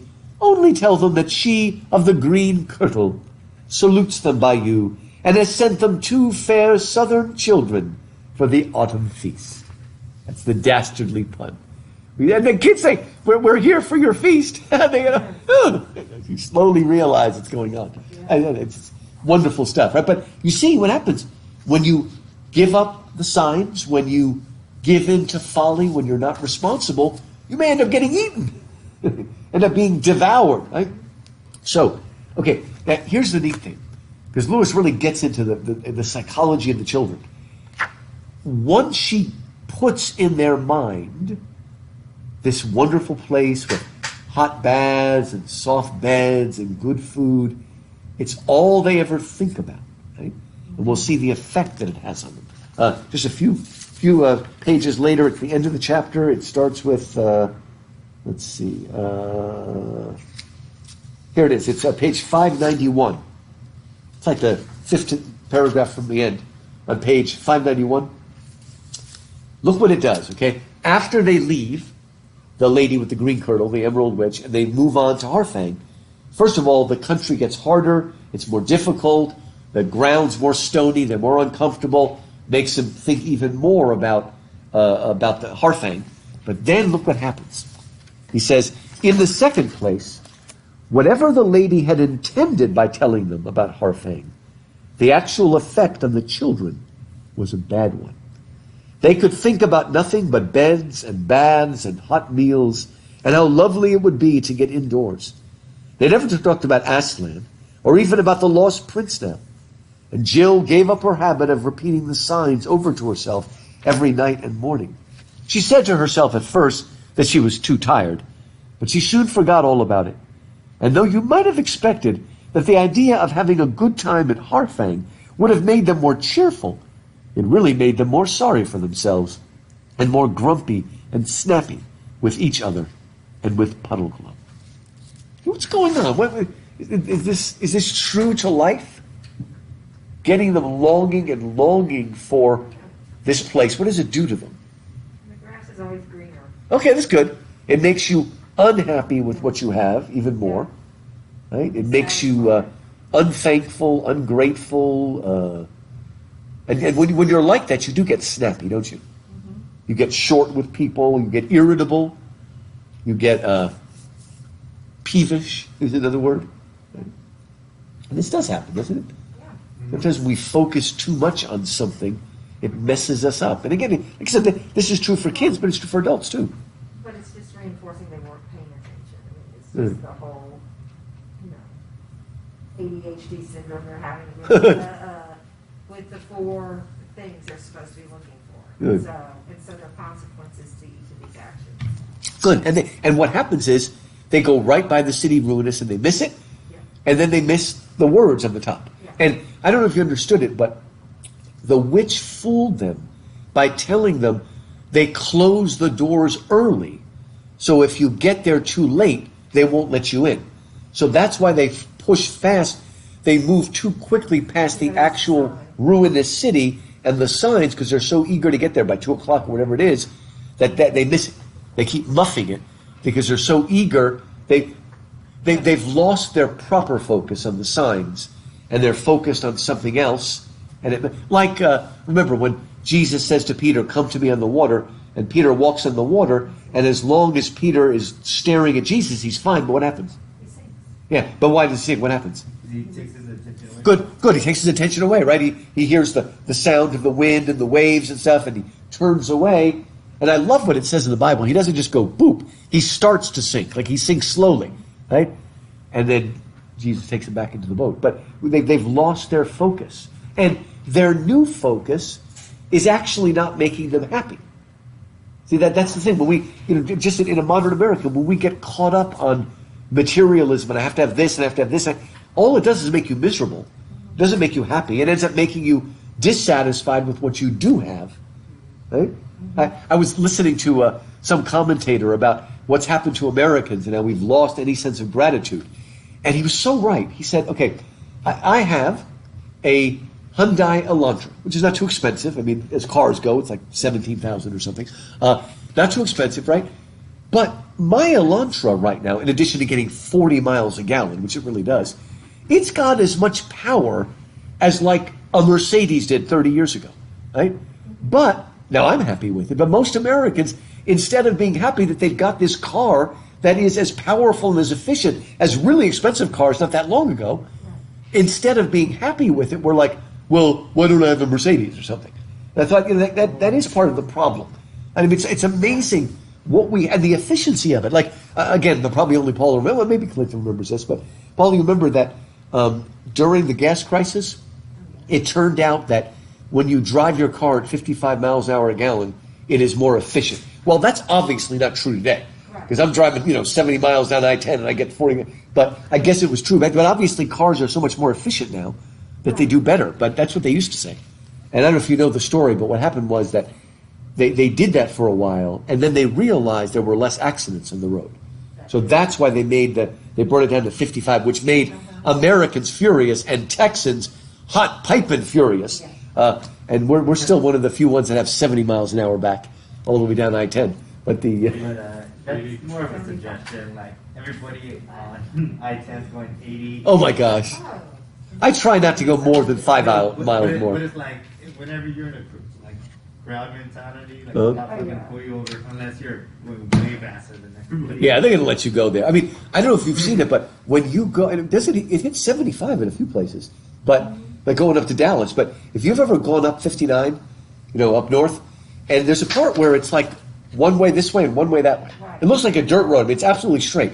And it's like 75 miles an hour. That's where 59 ends. Yeah, up there, when you get to Nacogdoches and all those places up. And it's like, it's one, you're going 55, I mean, I guess because it's absolutely straight. But it's still wild. It's like, I'm going to die. But this will be fun, It's like everywhere on I-10, you're good except for near Luling. Oh. Like Luling. Luling, okay. Yeah, you got to go speed limit near Luling. You will get pulled over. That's where you find the speed traps, And if you not only know it's a speed trap, but there's like a Dunkin' Donuts in the corner, you're really in trouble. So you better, you better watch out. But oh man! But again, it's so easy to get distracted. My guess is a lot of Americans, at least specifically Christian Americans, in the beginning of the quarantine, probably got more disciplined in their prayer than they'd ever been before. And then after a while, they just started getting distracted, and I'm just annoyed by this. Forget it, But for some, able to get a little more disciplined, I guess, and things like that, which is not easy. It really isn't easy. But again, it's the joy that thoughts of Harfang breed in them is not a good kind of joy. It's a joy that actually makes them miserable, right? And it's really funny because Lewis says, I think it's in Screw Tape, that in purgatory, there might be pains, but they're pains that we joyously take on because they prepare us to be closer to God. In hell, there might be pleasures, but there'll be pleasures that only increase our misery.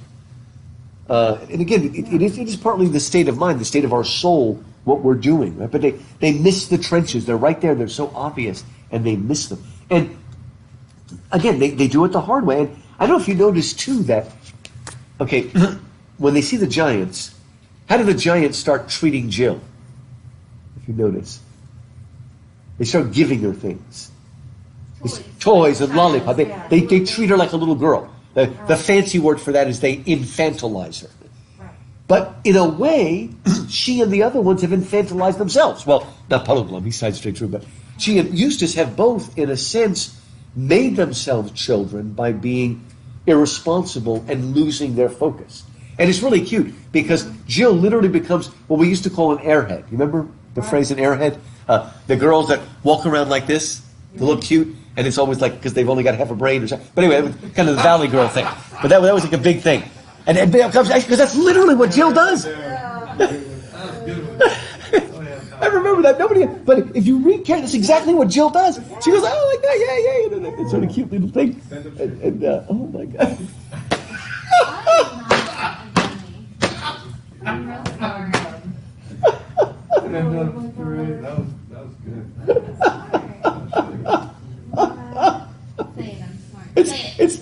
it's such a difference when Clinton makes fun of Amanda, he makes fun of her. Yeah, and then Robert makes fun and he feels bad. It's no good because you feel bad. You can't do it. I feel safe because I'm like 2 chairs away. That's right. You're far away. You're far away. If you go too far, Paula will smack you anyway. Oh my gosh. Anyway, it's crazy. But that's what they do. Give her lollipops. Give her this. Give her this. My little puppet. Everybody remembers that from what are those movies called? Pirates of the Caribbean. My little puppet. That's a British way of saying puppet or doll. I mean, that's the way they still say it today. My little puppet. But she's being treated like a child, but in a sense, she's acting like a child.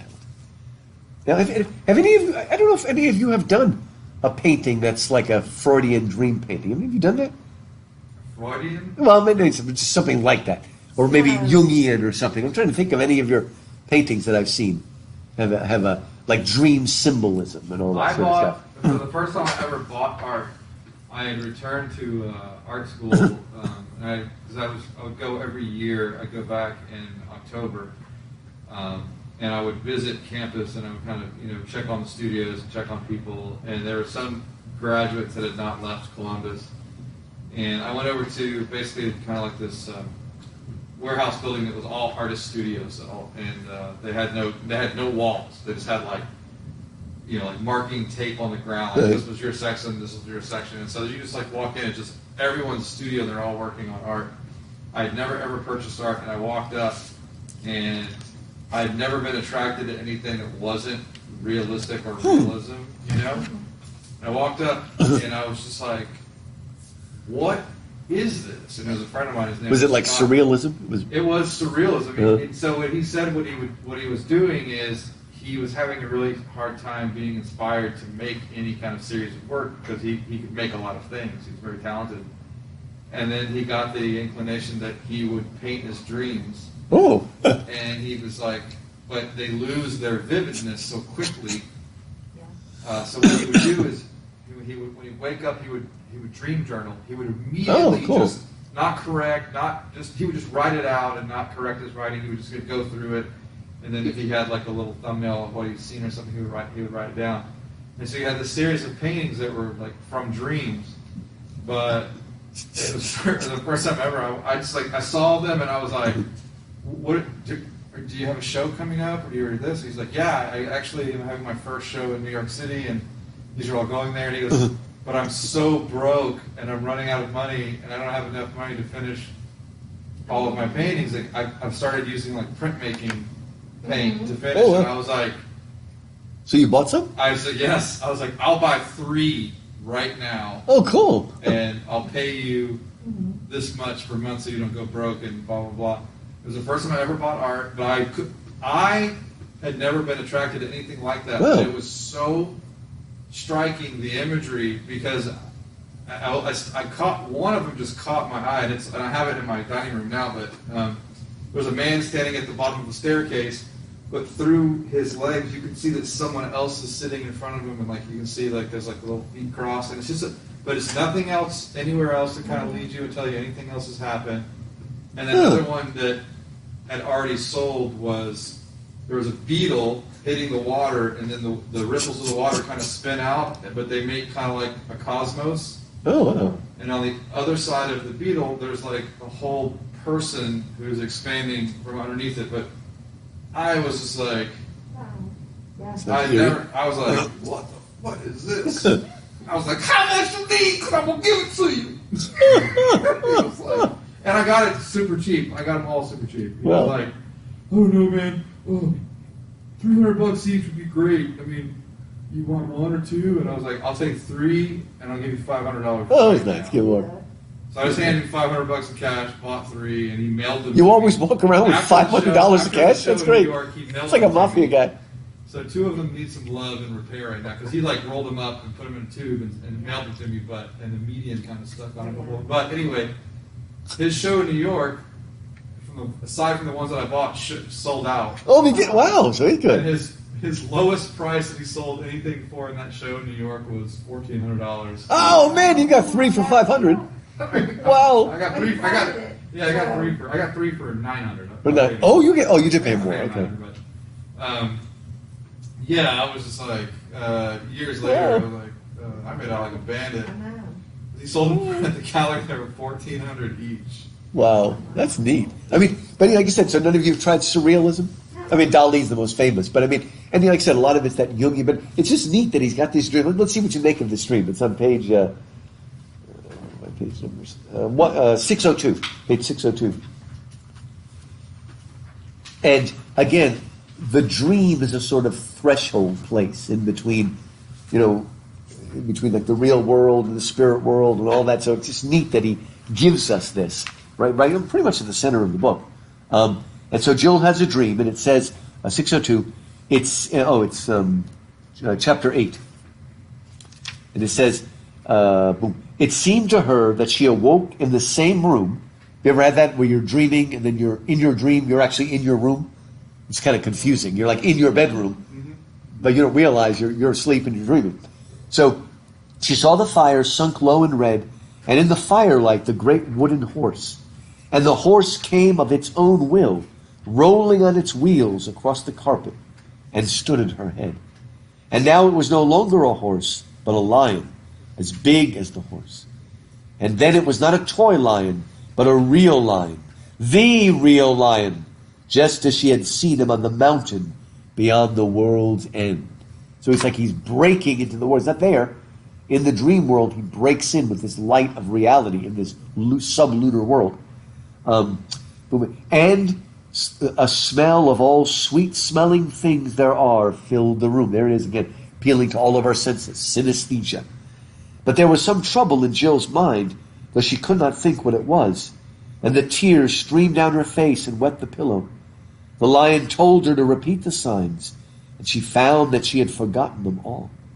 And at that, a great horror came over her. And Aslan took her up in his jaws. She could feel his lips and his breath, but not his teeth, and carried her to the window. You know how cats and dogs carry their young? Carried by the back of the neck. Good, and that literal phrase, we still use it as you grab someone by the scruff of his neck. It's so weird the way God made them. They've got like skin. You pick them up and you just carry them like that, right? So she's being carried by the scruff of her neck, literally, to the window and made her look out. The moon shone bright, and written in great letters across the world or the sky, she did not know which, were the words, "Under me." After that, the dream faded away, and when she woke very late next morning, she did not remember that she had dreamed at all, as if it really happened. So she was taken up. You know what chapter of the Bible begins with, "Come up here." And I came up and I was in the Spirit, and I was in the throne room of God. It's Revelation chapter 4. And what's really neat is Ezekiel is taken up by God, by the angel, to see the tent. He's taken up by his hair, grabs him by his hair and lifts him up. It's a wild, visual thing. It's this moment where, now, why is it that Aslan has to come to her like this? Probably lost her focus. That's right, she lost her focus. She's got to get back on track. Right? Interestingly, there's a scene like that in Hamlet, where the ghost of his father visits him again. He says, I've come to whatever you're to whet your almost dull appetite. You've forgotten what you need to do. I've come again to remind you.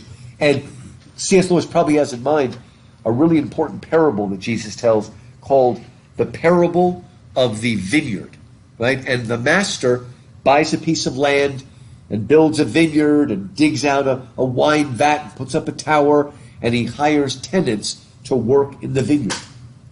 After a year or so, he sends a servant to collect the rent that is due. But they don't want to do it, and so they kill him and throw him out. And the master says again and again, some they killed, some they beat, and they threw them out. Finally, the master says, I will send my son, good. Surely they will respect my son. Yeah. But when they looked up and saw the son, they said, this is the son and heir. Let us get rid of him, and then the vineyard will be ours. And so they took him, they killed him, and they dragged him outside the vineyard. What will the master do when he comes back? But the idea is that it's a metaphor, or not a metaphor, it's a parable where all those others, of course the Son is Jesus, but who are all those servants that he keeps sending? Say, Us. well, us, but The prophets. it's the prophets, like literally the Old Testament. God sent the prophets and other people like Samuel and Elijah and Elisha and Ezekiel and Jeremiah, and they sent one by one, and they didn't listen.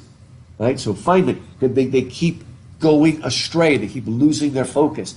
Keeps trying to reach out. So, but again, in this sublunar world, if this was any other novel, Aslan would just show up and run into him or something.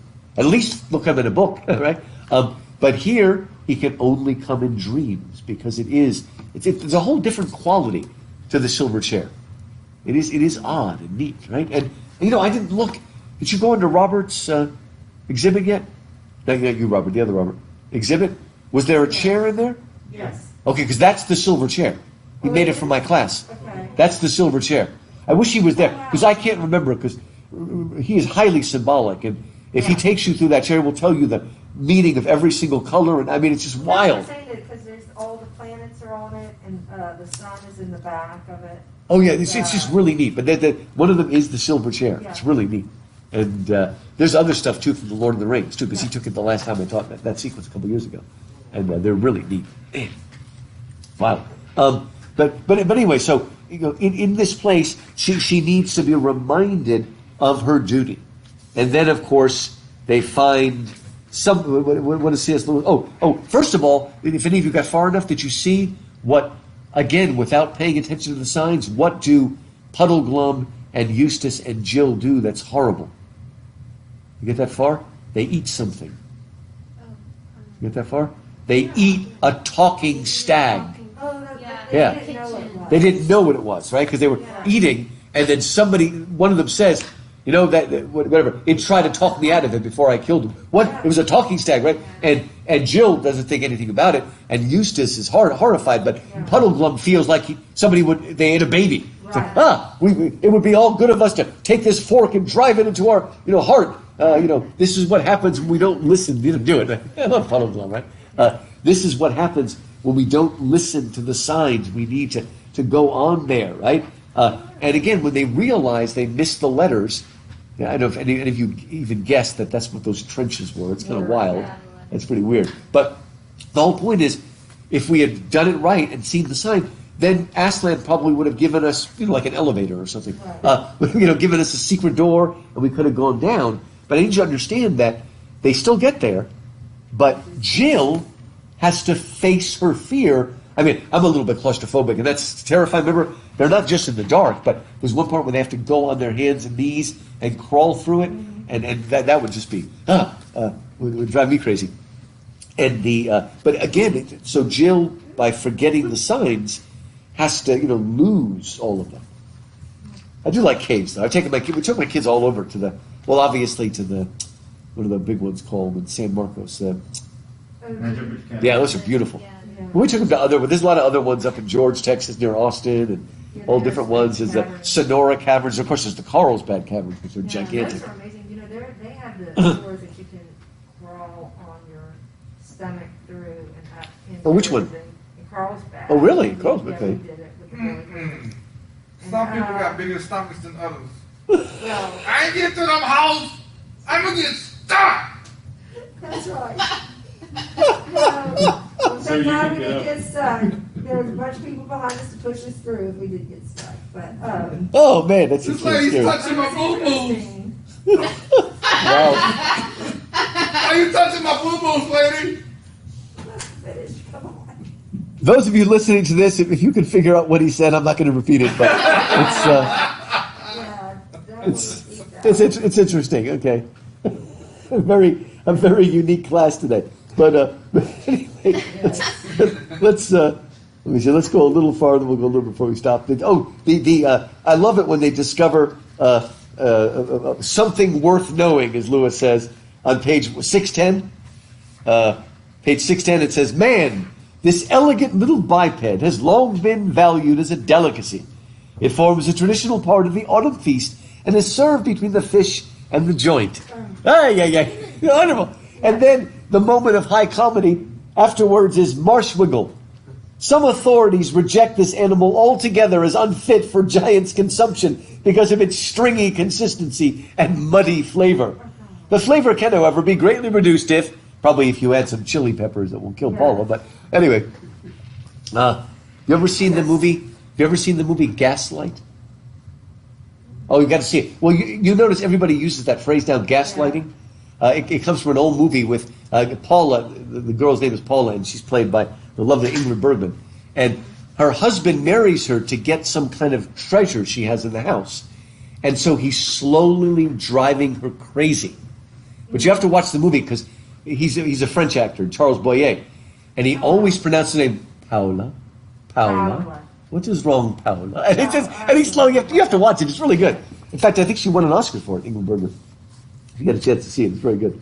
But anyway, so they run down there and they go to the Underland, right? And like I said, they have to go flat on their face and go through. And let me say a few more things before we go. Page 616, travels without the sun.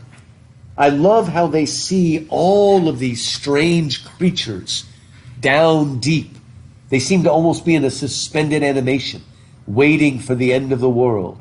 And one of the folks they see down there, at the bottom of 616, they see this long giant. And who is that? And it says, that is old Father Time, who once was a king in Overland.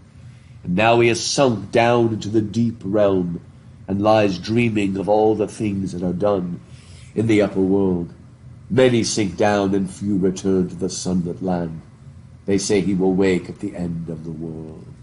And old Father Time does show up in the last battle. When Narnia is destroyed, he shows up. But I learned something from Michael Ward. He looked at the original manuscripts, and in the first draft, which of course was all handwritten, in the first draft, instead of calling him Old Father Time, he called him Saturn. And he shows up in the last book, which is the Saturnine book. And Father Time is Saturn, because Saturn or Kronos always has the sickle, right? And Saturn's the one who devours his children, eats his own children. Yeah. So there is a link between those two anyway. And it's weird because his name in Greek is Kronos, and even though it's spelled C-H, even though it's just spelled with a K, Kronos, right, and the word for time is C-H, right. I don't know how it happened, but anyway, so it's, in a sense, Saturn is Old Father Time. So it looks like Lewis at least had that idea here, but he decided to disguise it, whatever. But I just love this. It's like its own archetype that these creatures are, waiting till the end. Does anybody know what great king is not dead but asleep, waiting until we need him to return? Arthur. Hey, King Arthur. That's why he's called the once and future king. You know where he's sleeping? Bottom of the lake? Well, sometimes in the bottom of the lake, but he's often on an island. Oh. I found my love in... You know that old song. Avalon. When I was a kid, I always thought he was in the bottom of the lake. But sometimes, at the bottom of the lake is where Excalibur is. Right. And then he's on the island of Avalon, not dead, but asleep, waiting for when the world needs him. And he mentioned in Prince Caspian, and I say the sooner the better that he comes back, right? And so just think about it as for the next week. We'll finish this and then start the next book, Horseman's Book. But as they go through, the Underland is a place that's robbed of all of its joy. And it's described like an anthill, right? And he has a little fun, because in the beginning, he calls the head of the school the head, but we find out at the end that the head is a woman. It's a she. And what he's making fun of is it's like everything's out of order. And what parts of nature are always run by the female, who's like a totalitarian ruler over everyone else, who's kind of a slave or cog in the wheel? Mother Nature? Mother Nature, I think about that. But what insects are like that? The ant and also the queen bee. He actually recalls this. In this book. He actually calls it an anthill, right? Yeah. And in an anthill, it's like a totalitarian place, right? Nobody has any freedom or whatever, right? And so he's literally playing on the rule of sort of the collective, the totalitarian rule. And if you know the once and future king, in the beginning of that, Merlin teaches Arthur by turning him into different animals. And at one point he turns him into an ant to realize the totalitarian nature of the anthill and needing to break away from it. So he does some really interesting things, but notice again where there's a loss of individuality. Everything is swallowed up by the devouring. And how many of you saw Aliens? Alien was the first movie in Aliens, right? And the whole reason they made that entire movie was that Sigourney Weaver could be in her big machine and go against the queen ant of those hideous, and say, what did she say? Something Get like, away from her, you bitch! That's the whole reason they made that movie, so she could say that. I guarantee that's why they made that movie. But it is a great moment because, again, it is terrifying stuff. So. Well, good job, folks, and so we'll do that. Like I said, we'll do that party. But if you can't make it, you can still tape record like Paula did and send it. Okay. But maybe we'll end with the party. That would be fun. Okay. And then the MLAs are done by then, so it'll just be the 7. Okay. The